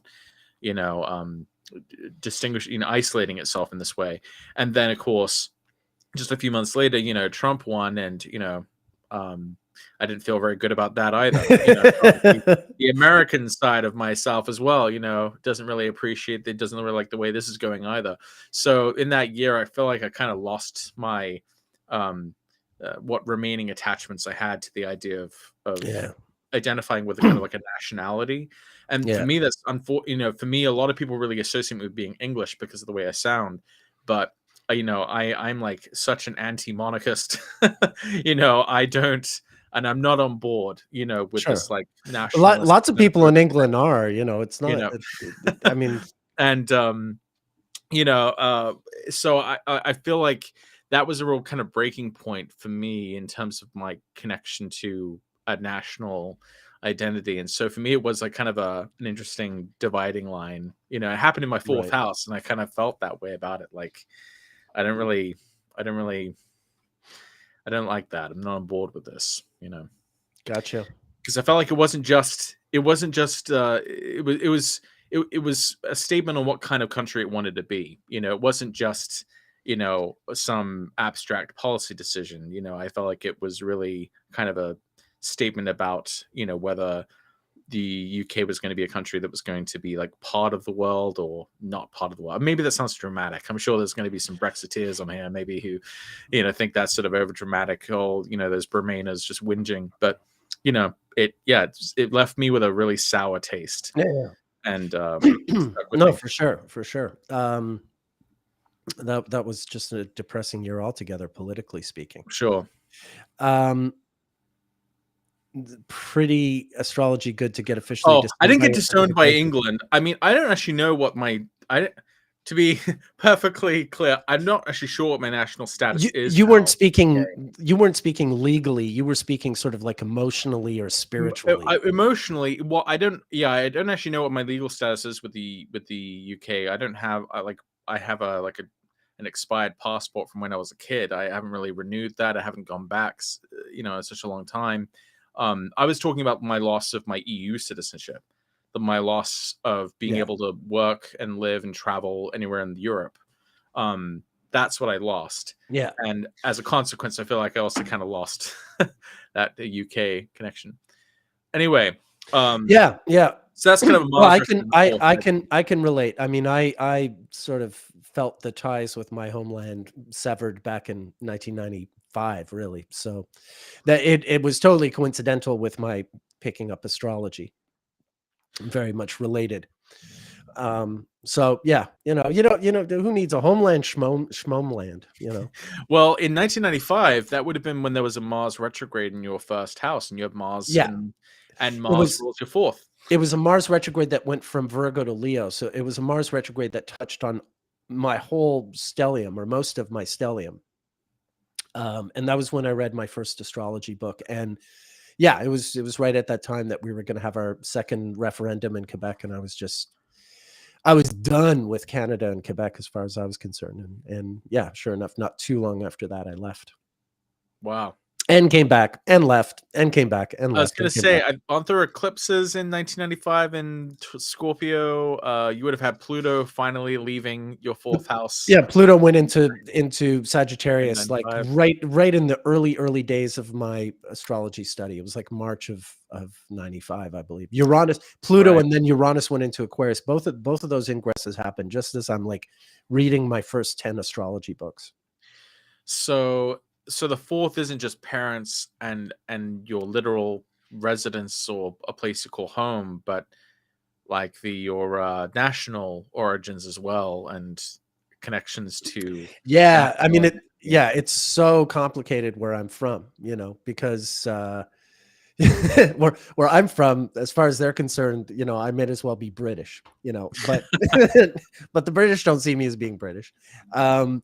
And or just sort of like peripherally Canadian. But when you're from Montreal, like the rest of Canada, it doesn't seem like, oh yeah, that's my homeland. Not at all. Like it's just Montreal. It's just this like one island that's completely unlike anywhere else on the continent. And you're either from there or you're not. So yeah. Anyway, it is what it is. I've long since reconciled with all that. Yeah. Okay, well, Barbara's just dropped some heavy duty. Yeah, I saw that. I didn't know whether to address it or I'm so sorry. Yeah. That's terrific. That's pretty. Yeah, that's pretty horrible, Barbara. Yeah. I'm really sorry you went through that. Not sure. I mean, I've looked at a bunch of shootings. There's no one particular theme necessarily, but unfortunately, like we saw, like Sun Mars conjunctions can certainly happen with those. Yeah, I mean, the only thing I can say that relates to any kind of hope on this issue, and if you want the full rundown of it, you can go to my website and look up Saturn in Aries and gun control. But at least in the United States, where these issues are truly out of hand, compared to the many other countries, there seems to be a pattern of transits of Saturn going through the sign of Aries and sincere attempts to control weapons, and which makes sense, right? Because the Saturn's like regulation, limitation, government action, or the principle of caution or limiting. Then Aries is the domain of Mars, of weaponry, etc. So Saturn, moving through that sign, would somehow institutionalize or legalize, or rather not just legalize but control, regulate Aries or Mars type things. So back in 1997, and actually it wasn't just the US at that time, there was the Dunblane massacre in the UK, which caused the prohibition of weapons in the UK. That was in Scotland, the shooting, right? I believe so. Yeah. And there was also a terrible shooting that happened in Australia in that same period where Saturn was in Aries. And so then Australia completely banned guns. And so, and then in that same time period in the US, you had the implementation of the Brady Law, which had been passed a few years earlier. And so that's when the federal background check system actually came into effect. So then there was this kind of barrier, put in place, ostensibly, And Brady had taken a bullet for Ronald Reagan back in March of '81 when there was a Venus-Sun-Mars conjunction in Aries. So it's interesting that the Saturn in Aries is a visitation of that. Saturn in Aries is also when Tupac and Biggie were shot, which was two of the bigger, and one Saturn return before that, Saturn in Aries, was when Martin Luther King and Bobby Kennedy were shot. Right. So it gives me some hope, I guess you could say, that when Saturn enters Aries, that this might be something that we're able to kind of revisit in a more surefire way. I was almost surefire. I see what you did there. I was almost convinced that after the Newtown shooting, where all those little kids got shot at the school, I thought there was a possibility that something might actually happen then, because obviously it was so just heinous and hideous what happened, that surely, the United States could do something about it. But also because Saturn was in Scorpio. And I thought, well, if Saturn in Aries does this, maybe Saturn in Scorpio might do this too. But it seems like it wasn't quite enough. And it seems like Saturn in Aries has been the more consistent astrological sign of this kind of thing happening with some amount of success. Of course, we also have to consider that another reason why this seems to keep being a problem for the United States especially is because the Second Amendment was officially ratified while Saturn was in Aries. This is key. This goes back a long way, and so especially with the fact that there's going to be this like Saturn-Neptune conjunction in Aries. It just makes me think like, okay, well, maybe the United States really does do what's necessary finally to actually combat this issue, but there'll be some pushback. I mean, because the thing that the Second Amendment supporters fear most is the government doing anything reasonable or responsible about weapons. So I can imagine that if there were leaders in office at that time who actually ended up going ahead and doing something sort of more bold, or more up to the challenge, that you could have some real you'd have people for whom their greatest fear is like finally coming to, coming true. Maybe what'll happen is, a Democratic Senate and a Congress will vote in some kind of new gun bill, but President Trump will veto it. But then, the Senate will have such a majority that they can veto his veto. Yeah, it's hard to say what I mean. Obviously, yeah, I mean that, and since I've brought this up, a lot of people have been saying to me, well, then that would have to mean that the Democrats maintain control. Not necessarily. That would be something else, though. That would be something else, though, if a Republican Congress introduced a gun bill. That would really, things would have to get to some crazy level for that. Things would have to be really insane. Yeah, things would have to be really topsy-turvy to get to that. And I mean, they're still struggling with this whole abortion thing, and just the fact that they have to like give it up as an issue, probably, that they'll never win another election again, so far as they're fighting that, dying on that hill. During the Newtown, so Geocosmic Valentine is saying, during the Newtown shooting, it seems Saturn contributed to the government digging its heels in a no matter what kind of way regarding the Second Amendment. I don't know. That seems to be they seem to always come out when there's some shooting and yeah, well, that so Real Darko Art says NRA would have to stop paying their tab. I mean, yeah, let's not overlook the elephant in the room. Money is how business gets done in the United States, because it's not in practice, not a democratic republic, right? It's what open for the highest bidder. I don't know what you call that, an auction. Maybe there's a better word for it. A commodity.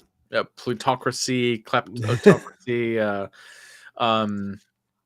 oligarchy, oligopoly. I don't know. Take your pick. It's there in some variation.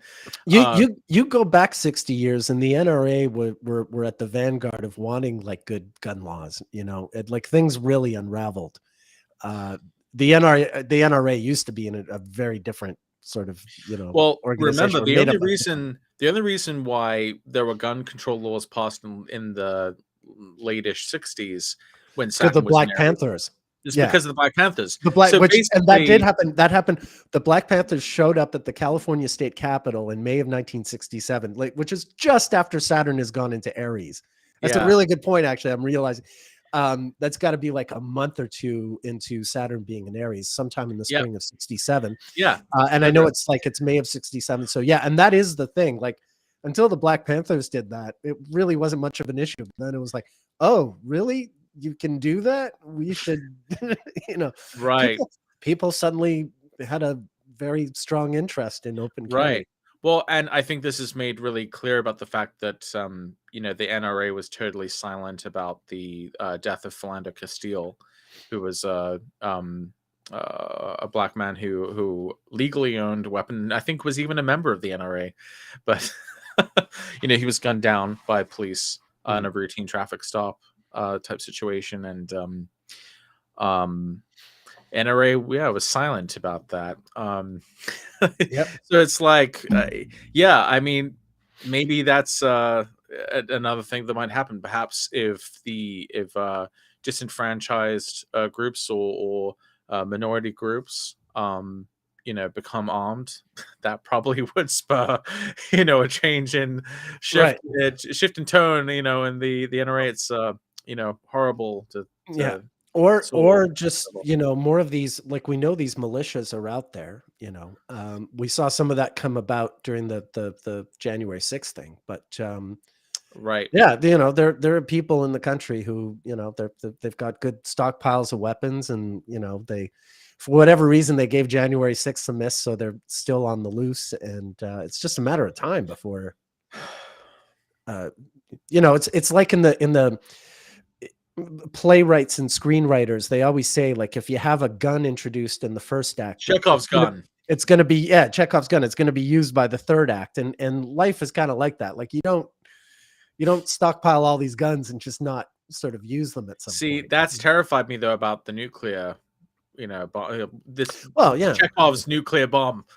yeah, yeah. You know, I know. I mean, I've seen that. I'm kind of like, okay, yeah, I've had the same thought. This is when does Chekhov's nuclear bomb finally come back in this play? Yeah, Wow. Stephanie King has this funny. I love that meme that tells all of us U.S. brown folks, or all of us brown folks, to become heavily armed to cause the government to enact gun laws. I mean, that basically is true. Like, if you really want gun laws, what you should do is contribute to a big gun fund for Americans of color to own guns. Just like buy them a lot of guns. Historically, and then you will get your gun laws. You will get your gun laws. That is a good tactic, probably. It's so stupid, but yes, it would work. It's a very good idea. And Stephanie King also points out, and this is one of my favorite examples of a Mars-Saturn conjunction, the NRA chart itself has an exact Mars-Saturn conjunction in Capricorn. So you have both malefics in a sign of dignity together, and they've been kind of impossible to dislodge. So I was really curious when Pluto would go over that degree, what was going to happen with the NRA chart. And I forget exactly what that was. Obviously, it lasted quite a while, but I think it's just interesting to note that in the past few years, as Pluto moved through that area of the zodiac, there has been a very intense focus and bringing to awareness of the fact that, the NRA has such a disproportionate influence on elected representatives for the interests of weapons manufacturing industry, and at the expense of lives. So it's cool. Funny. It's been a very Sun Mars. There was a Sun Mars conjunction like at the end of March of 2020 at 0 Aquarius, and that was like in South Africa. That's when the lockdowns were happening. I think you guys went through lockdown later, but yeah, like March 27th was when the South African lockdown. There was army in the streets and everything. So. In 2020, that was that was that Mars-Saturn conjunction at 0 degrees Aquarius, where Pluto would hit later. Yeah. That was COVID stuff. Yeah, that was all COVID stuff. And Chris actually did a really good job going over that sort of series and sequence of the malefics, joining up together or square each other at different, like the emergence of different variants of COVID and things like that. Right. I know for myself, at the next Mars-Saturn conjunction that occurred in Aquarius about 2 years later, sometimes you get successive Mars-Saturn conjunctions in the same sign. Sure. So there was a Mars-Saturn conjunction at early Aquarius in March 2020, but then early in 2022, you had another Mars-Saturn conjunction that happened in Aquarius as well. That one was much closer to my descendant, and at that time I went on a really strict fasting diet that was probably unhealthy. But the bad thing is that my wife Beth was doing it as well, and she did an even more kind of intense version of it than I did. I mean, I tried to kind of look out for it, but she really kind of overdid it. And so at that Mars-Saturn conjunction in my 7th, really close to my descendant, she had to take her to the hospital. Wow. She had just overdone her. She just had not taken enough food, and it was really, really bad. I've been looking at that one and thinking, like, what the hell's going to happen? For her, yeah, she was in the hospital, and I was with her, and I, slept with a mask on overnight in the hospital, which was not pleasant. Yeah. Because, having a mask on all day while you're working is one thing. Trying to sleep in a mask is really, really difficult. I just felt like I couldn't breathe. It was awful. That was terrible. The mask thing was easier for me because I had spent the past virtually decade practicing breathing exercises for my sleep apnea. That's so I was very used to dealing with like managing limited breathing situations, and all of I a sudden, see. yeah, that was really weird. I was so well prepared for that in a way, I was and I yeah, wouldn't have been if I hadn't I had was the. very unprepared for that because that was like one of the only times we'd ever went out. We took COVID very, very seriously Mhm. in our house. I had not gone outside of our house for like nearly 2 whole years. So that was one of the first times we'd actually gone anywhere. It was there may be like one other time. Actually, no, I lied.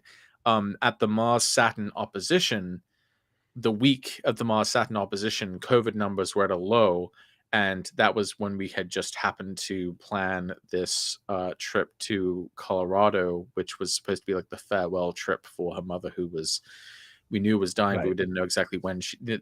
There's gonna be like one last hurrah, and numbers were down, so thankfully we were able to go. But it's funny because it was still a Mars-Saturn opposition, right? Across Leo and Aquarius, and that was like an impossibly hard trip because not only was like driving there super scary because of the mountains, but also I I just was in total stress mode the entire time because we were going on these like really, really high mountain trails, which were very, very dangerous. And my kids just, seemingly wanted to do everything to like throw themselves off the edge. And, on the very first day we were there, like my son like climbed up this like little cliff and he like fell off, and I tried to catch him, and I ended up like ripping my pants and skidding up my knees, and I was just bleeding and Lovely, I know. lovely. And these Mars Saturn conjunctions and oppositions, when they occur across your angles, You're you're gonna gonna you're feel gonna it. scrape your knees. Well, yeah. So when Mars was in Leo, it was like my body being put under stress and getting Right. cut up, and and being anxious. And then when Mars was in conjunct Saturn in Aquarius, it was like all directed towards like the other person, my Right. wife. What do you recall from those conjuncts and oppositions? Did Well, you emerge it's unscathed? it's yeah, the conjunctions and oppositions not so bad, but there is something funny that happened. Um, First, I have to take you to the first weekend of May of 1971. Okay. I'm a few months shy of 3 years old, and my parents move into our new apartment on Debouillon in Montreal. And my parents are so young, they don't have bookshelves. What they have are like planks of wood and bricks to make bookshelves with. And for some reason, even though I'm not quite 3 years old, they left me unsupervised, and I lifted up a brick and dropped it on my toe and broke my toe. And I had to be, taken to the hospital. And I broke my left big toe by dropping a brick on it in May of 1971, when Mars was slowing down to a retrograde, and Mars would have been at the very last degrees of Capricorn when I had this accident. I know the weekend I In your had the sixth. accident in 1971, the very last degrees of Capricorn, and Mars was slowing down to a retrograde, which would happen in Aquarius a few months later. Mhm. Then we get to March of 2020. Now, the Mars retrograde this in 2020 doesn't happen until it gets to Aries. But on March 27th, 2020, when we've just gone into lockdown, I'm watching TV with Anna, my wife, and we had this heater. It looks kind of like a radiator that you would have in a house, except it's on Mhm. wheels and it moves around. The wheels weren't properly anchored to the floor, so we didn't realize it was wobbly. And Anna went to the kitchen to get something, and then the commercial on our TV show is about to end or something, and she rushes back into the living room, and she knocks this radiator over, and it falls right on my left foot, splicing my middle, like my left, this Oh. this corresponding toe split in middle down the middle. And we had to go to the hospital, even though it was like COVID lockdown. We had to go and get it stitched up. But what was really funny is within minutes of this accident happening, like my toe is bleeding, Anna's freaking out, getting all the bandages, and I'm telling my stepkids, "Hey, you guys, Mars is at like the late degrees of Capricorn, and slowing down to a retrograde, just like it was in 1971 when this same Weird." and so I'm telling my stepkids the fascinating astrology of all this, even though my toe was split open and I had to go get it stitched up in a hospital that I remember, like Anna, lockdown had just gone in. And Anna drives me to the hospital. The streets are deserted. And this is very early days of COVID. So we go to the hospital. We're like, has this hospital had COVID patients? And it was like, yes, there was one here on Wednesday. And this was like Sunday. Yeah. And we're like, oh, no, how adorable. There was a COVID patient here 4 days ago. Oh no, we're at risk. There was like that kind of thing. Yeah. Right. Wow. But anyway, yeah. That's me in a crisis, pointing out the planetary cyclical returns, even though like get a load of this. yeah, I know. That's wild. And wow, so the cosmos just has like this the thing about my toe, yeah, and Mars, that's its agenda towards your toe. Yeah. Wow. And this is like, I've never broken a bone other than that toe I broke when I was 2, and just the fact that it's something falling on my foot. Barbara has a really interesting question. She said, have you found degrees recurring that are particularly reactive? I don't know why, but April 9th and 19th to 22nd dates stand out the most. Well, sometimes it's the sun, the transiting sun. Interesting, entering a new sign for sure. Yeah. This is something that sometimes comes up when I'm doing rectifications with clients, because in order for someone to sign up for rectification with me, I have them upload kind of a chronology of their life. Obviously some people put more time into it than others, but just to get an idea of like what are some of the major events that have happened to you and when.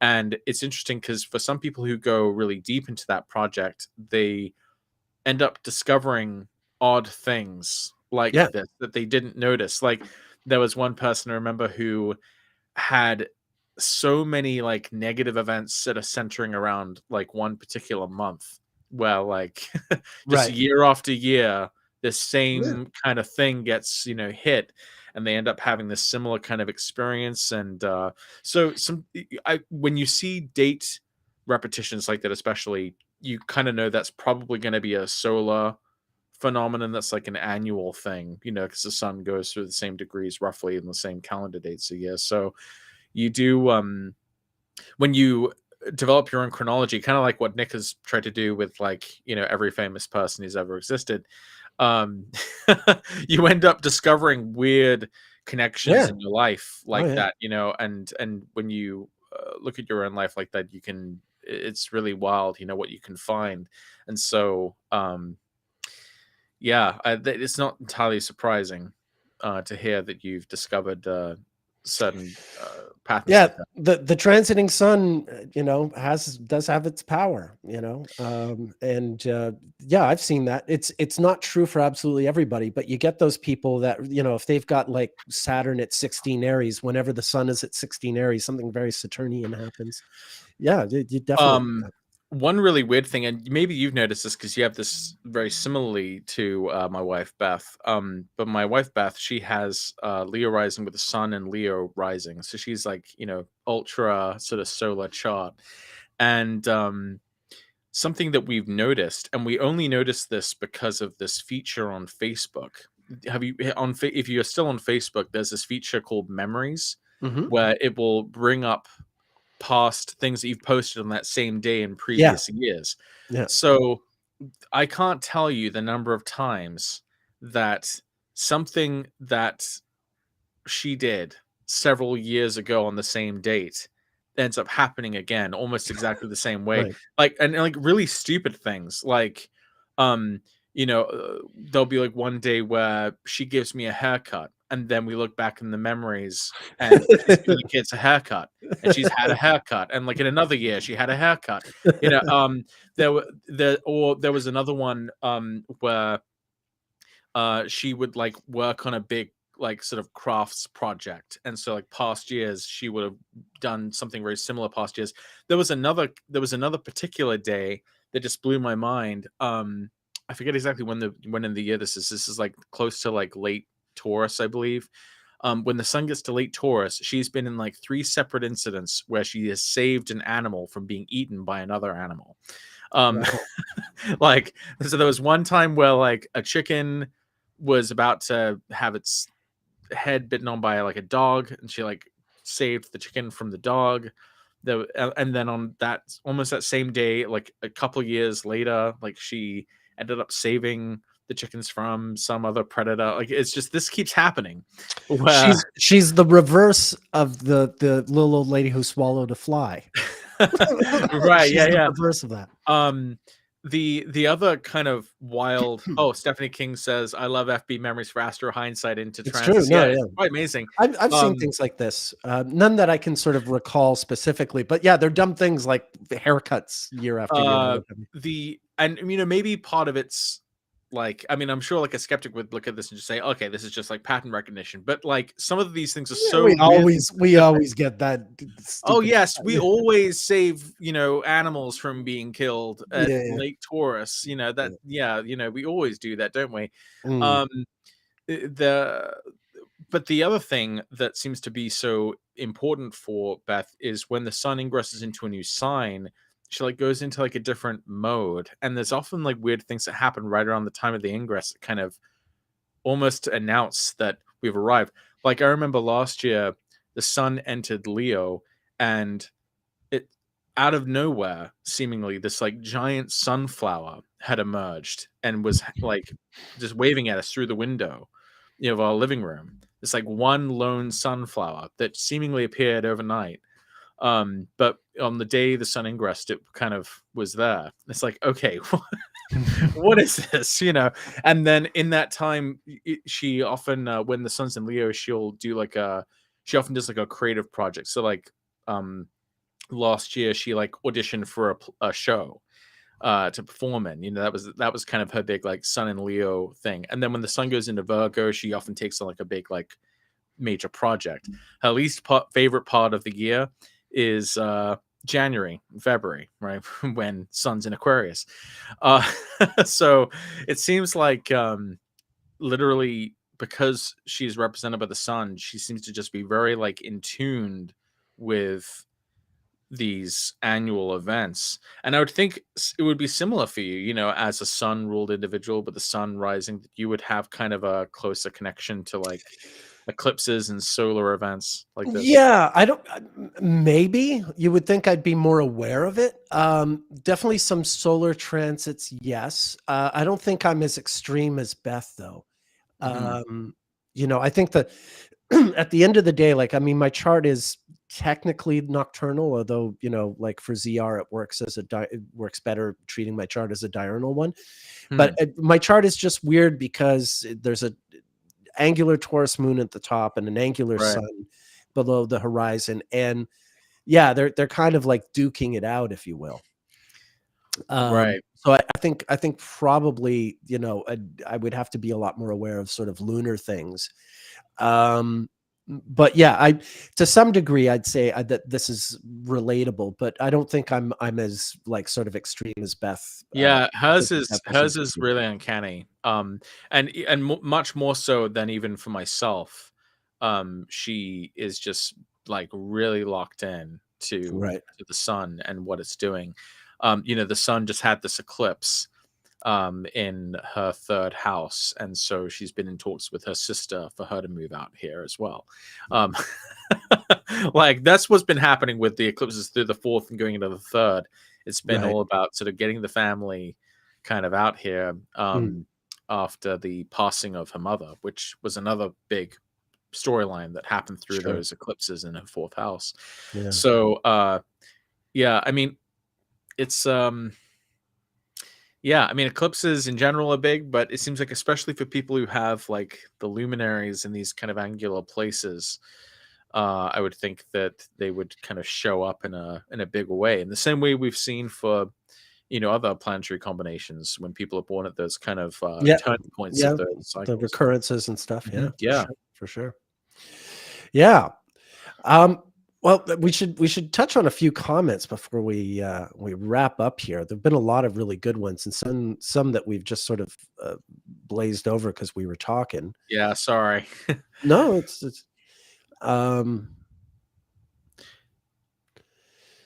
Yeah, I guess I don't have any sort of, yeah, there's some really interesting input here, but I don't have any sort of specific feedback. You? Well, one of the questions Barbara had is, could it be something in the US chart regarding the shootings, these sort of random shootings, and what makes what is it about like the US or the US chart that kind of makes it predisposed towards this kind of insane unbounded violence? And I know you're not a fan of national charts for a very good reason. Having said that, on July 4th, let me just clarify that. Yeah. National charts are fine, but they're not like the whole deal. Yeah, they're not they're just not the whole deal. And if you try to understand everything astrologically speaking about a country by only looking at the national chart, you're selling yourself short as an astrologer, and you're selling the country short in terms of what you could do for them. For sure, I definitely. But with that said, I don't like poo-poo anytime they're sort of introduced for no reason.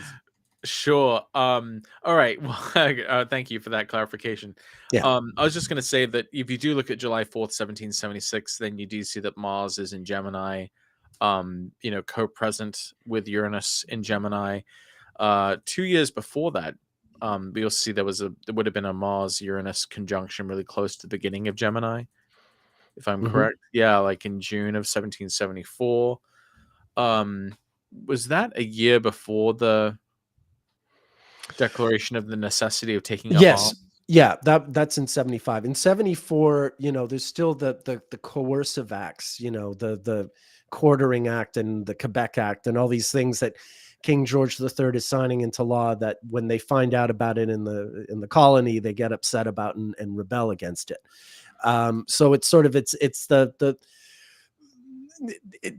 and by September of 74, the First Continental Congress meets in Philadelphia. And that's like when you can start, like that's that day in September 5th, 1774. That's the first day that I know of that John Adams, Thomas Jefferson, George Washington, all are in the same room and meeting each other and becoming aware of each other and what they can bring.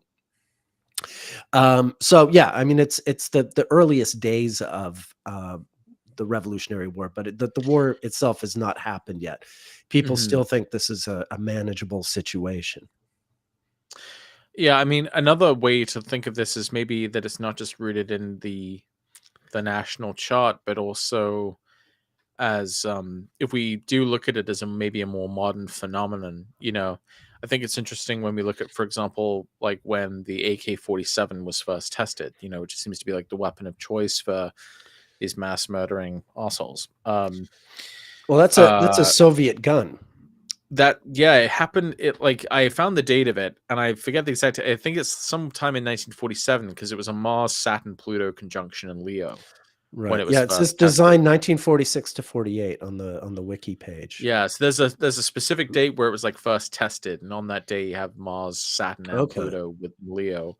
Okay. I believe it's late 1947. Definitely, like in South Africa, it's well known because, of course, the Soviet Union was supplying the ANC with guns back in the fight against apartheid. So there's a lot of those AK-47s sort of still, hanging around South Africa. I'm like, if you're driving down a street in South Africa and someone, carjacks you, most likely they're pointing an AK-47 at you. It seems to be the gun of choice down there as well. But I've never understood why it's one in the US, because it's a Soviet gun. Like, it makes sense in South Africa because these were military weapons that were being supplied. I've never really understood how the AK-47 is such a force in American culture, but I'm not a big. I know virtually nothing. I don't know anything about guns. Yeah. But it's an interesting question. It's like, why is that a thing? I don't even know the names of guns. The only reason I know the name of the AK-47 is because, like, I was listening to NWA in 1988 or whatever. Like literally, like that's how okay. I've heard the name of that gun in a song. Right. Yeah, I mean, I guess I would have to do more research and looking at the, Yeah, the maybe even history of guns. conceptual charts of like Smith and Wesson, and all the stuff kind of goes It'd back be to like very Pluto and interesting. Yeah. Aries stuff.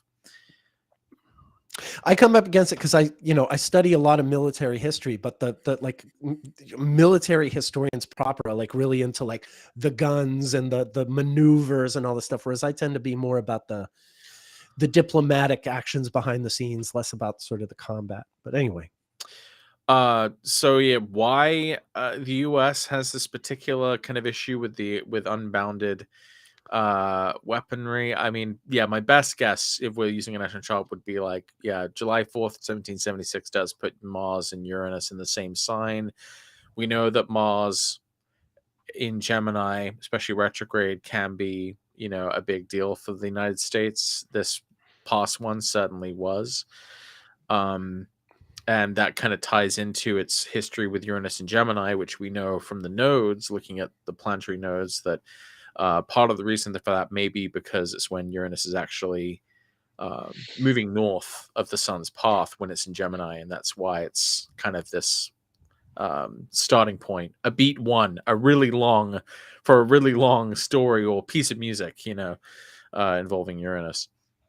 indeed. Um, So Real Real Darko Arts is saying they loved Patrick's Neptune and cinema video from way back. Any thoughts on what to expect from film with the conjunction to Saturn at the Aries ingress now that we've had some time co-present? Yeah, I've talked about this a little bit before, but basically, I think that the in comparison, as a comparison, if we look at the current era of mainstream Hollywood movies and entertainment with Neptune and Pisces, this has been an era of uh, nostalgia, reaching back into these past decades, especially the Neptune and Sagittarius blockbuster era, everything from, Stranger Things to the revival of, Star Wars and even Indiana Jones.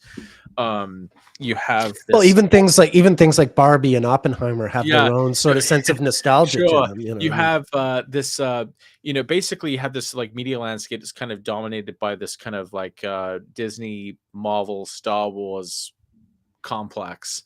And I think that the Saturn Neptune conjunction will represent a definitive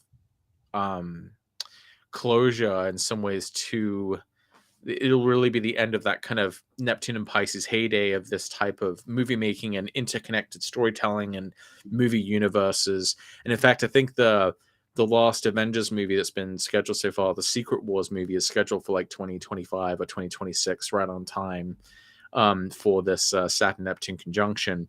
And what I'm kind of hoping for is that we'll move out of this like Neptune in Pisces era of sentimentalism and nostalgic romanticism and move towards an era where we have more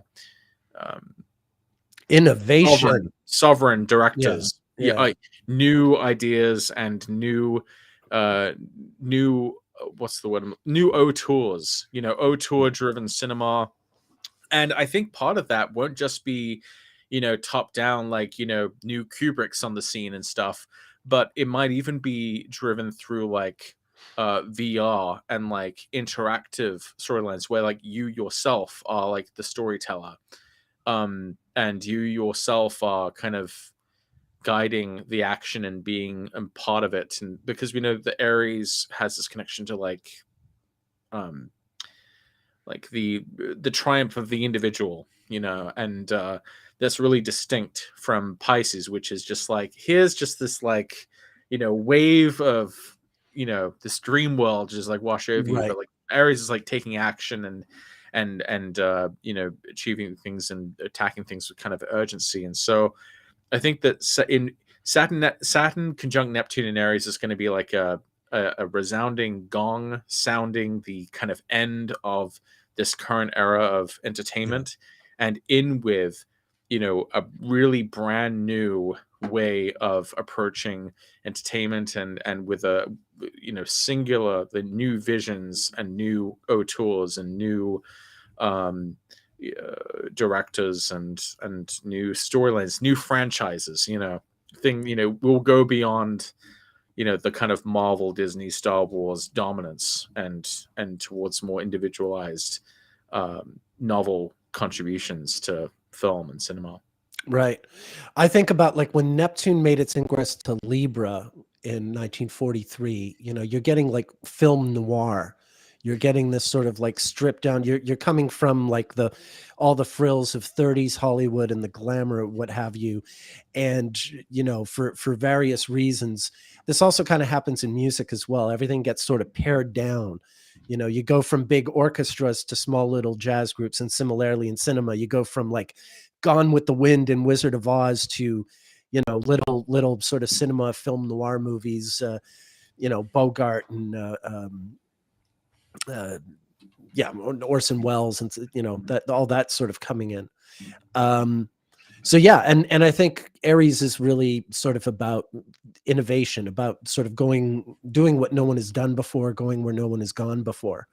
So I do imagine it's going to signify something really like a major break, not unlike what happened, like, when Star Wars was introduced. That wasn't at a Saturn-Neptune conjunction, but when Star Wars was introduced, suddenly like everything that had happened before was irrelevant. And I think we're coming up to that. Like, whatever the cinema of 2024 is going to be, it's not going to mean much compared to what happens when 2025 comes in and we're really in a new world. Right. I think of Saturn and Neptune as well being kind of present at these times where special effects have been able to make really big advances. And actually with VR, that seems to be a theme as well. In fact, in 2016, during that Saturn-Neptune square, that's when we got Pokemon Go, which is where people... Right, the game that the people are could like see the virtual monsters in the real world, Right. And that's we've only seen this technology kind of get better and better, but I would think that there'll be something about that Saturn-Neptune conjunction which like really makes things real that shouldn't be real. Right. It really in the same way that like when Neptune was conjunct Jupiter in Sagittarius in 1970, and you had George Lucas make his first sort of experimental film, which eventually led to the development of Lucasfilm. You also had the invention of IMAX. You really had cinema reach this kind of new vista and broader, bigger picture. I believe it premiered at Expo 67 in Montreal, IMAX. Oh wow. Yeah. I'm reasonably sure there was some big cinema innovation that was introduced there. It also occurs to me when George Lucas did THX 1138, it was just as the Saturn-Neptune opposition was coming into play in 1970. And that started that, like, if the 70s are the auteur decade, in 1980, when that all comes to an end, it's during a Saturn-Neptune square.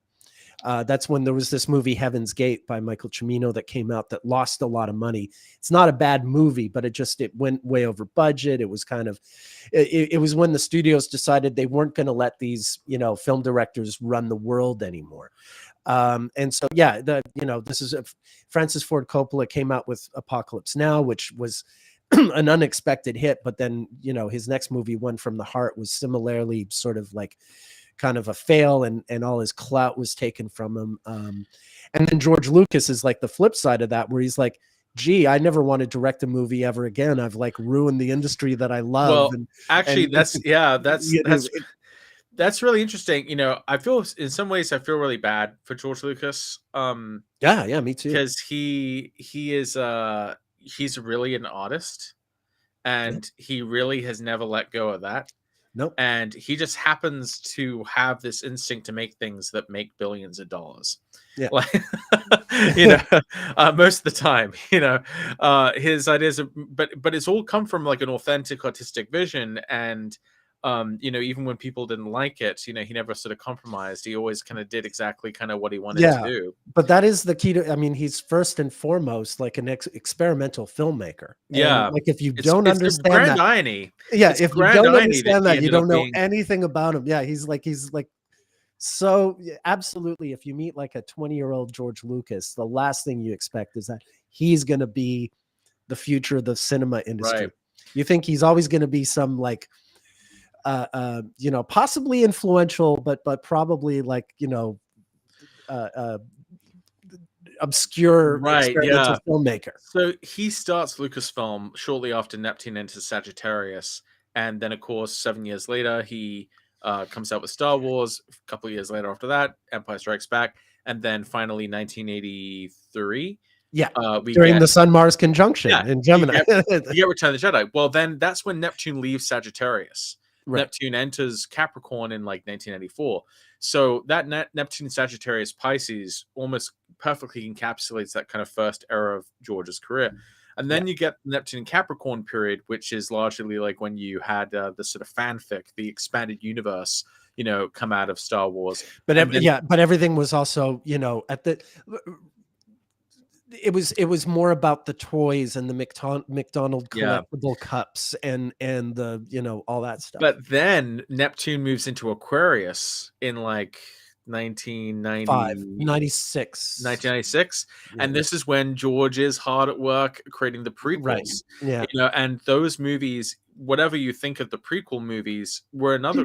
I mean, really, when you think about the prequels of Star Wars, they don't really make sense for being like big Hollywood blockbuster movies. I mean, he literally made a trilogy of movies about about a tragedy, a tragic character that also mirrors some sort of commentary about how democracies can fall to tyranny. This is usually these stories pretty heady stuff, not meant to sell toys and maybe it wasn't made absolutely perfectly well, but it was absolutely the kind of message that George wanted to talk about.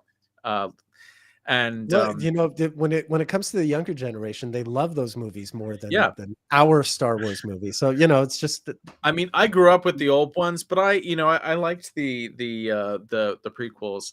And then when Neptune got to 0 degrees of Pisces, Disney bought Lucasfilm.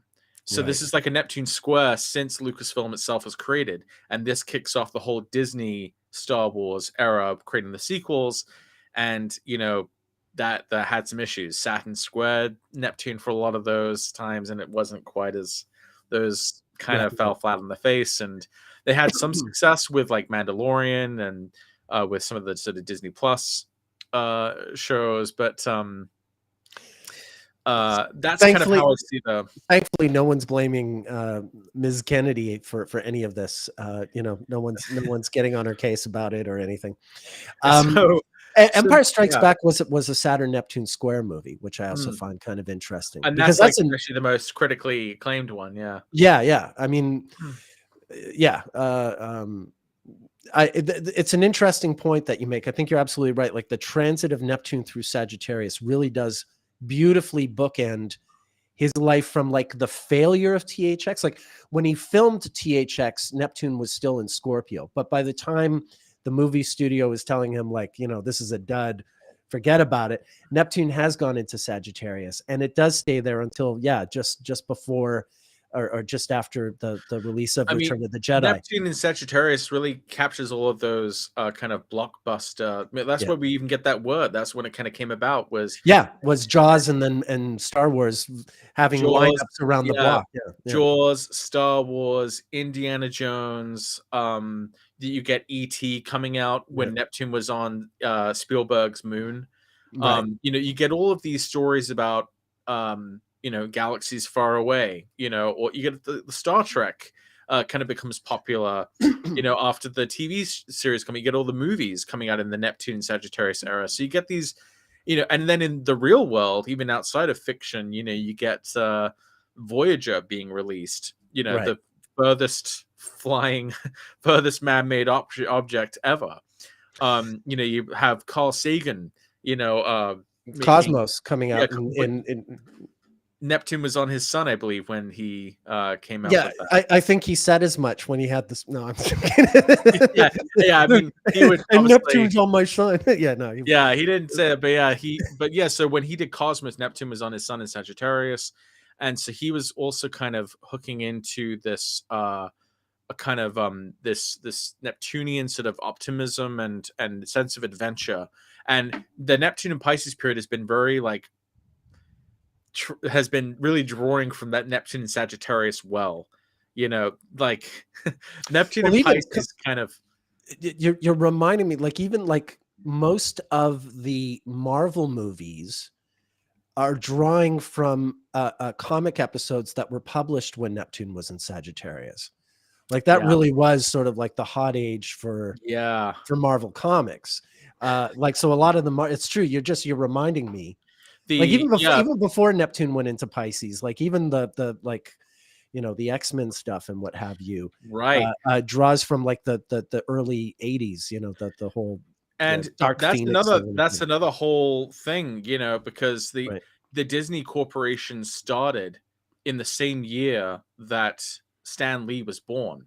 Yeah. They both come from that same Jupiter Neptune square, and you know they both have these like fates in some ways that are kind of interlinked, you know, when those companies finally join hands. And that's a whole Jupiter Neptune story that we can see as well. And even though Marvel came out with a bunch of movies in the early 2000s during the Neptune and Aquarius era, it hadn't consolidated yet. You don't get the Disney Marvel era. You don't get like the MCU until that team up happens. The Avengers, that was huge, right? That was when Neptune finally had entered Pisces, and suddenly we're in a new situation here. Yeah, where you have all these different movies, individual movies that are part of this bigger movie, and yeah, and it was so much fun. Like that was an incredible movie going experience. Yeah, I mean that was because that's when I was reading Marvel comics in the 70s and 80s. I mean that's what the comics were like. You could be reading a Spider-Man comic, and suddenly Iron Man, for whatever reason, came into that issue and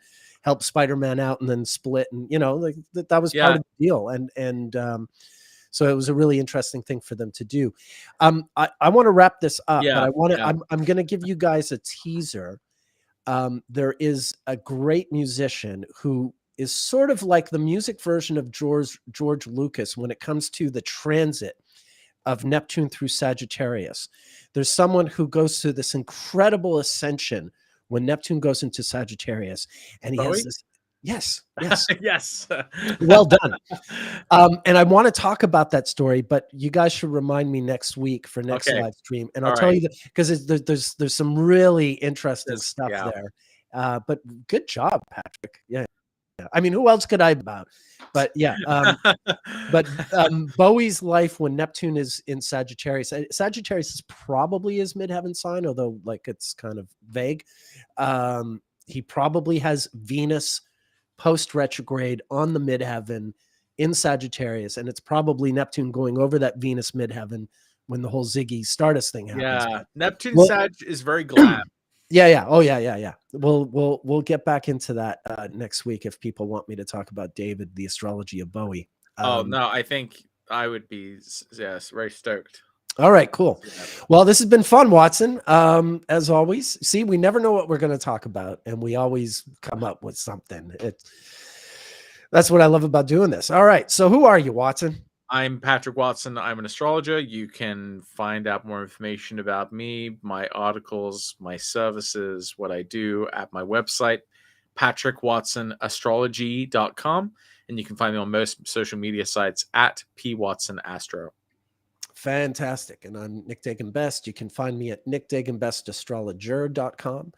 And yeah, Patrick and I are both working astrologers. We do nativities, electionals, rectifications, relocations, you name it, your one-stop shop for all things astrological. So yeah, come check us out. And thanks for participating and showing up for this live stream. As always, we're here every Sunday.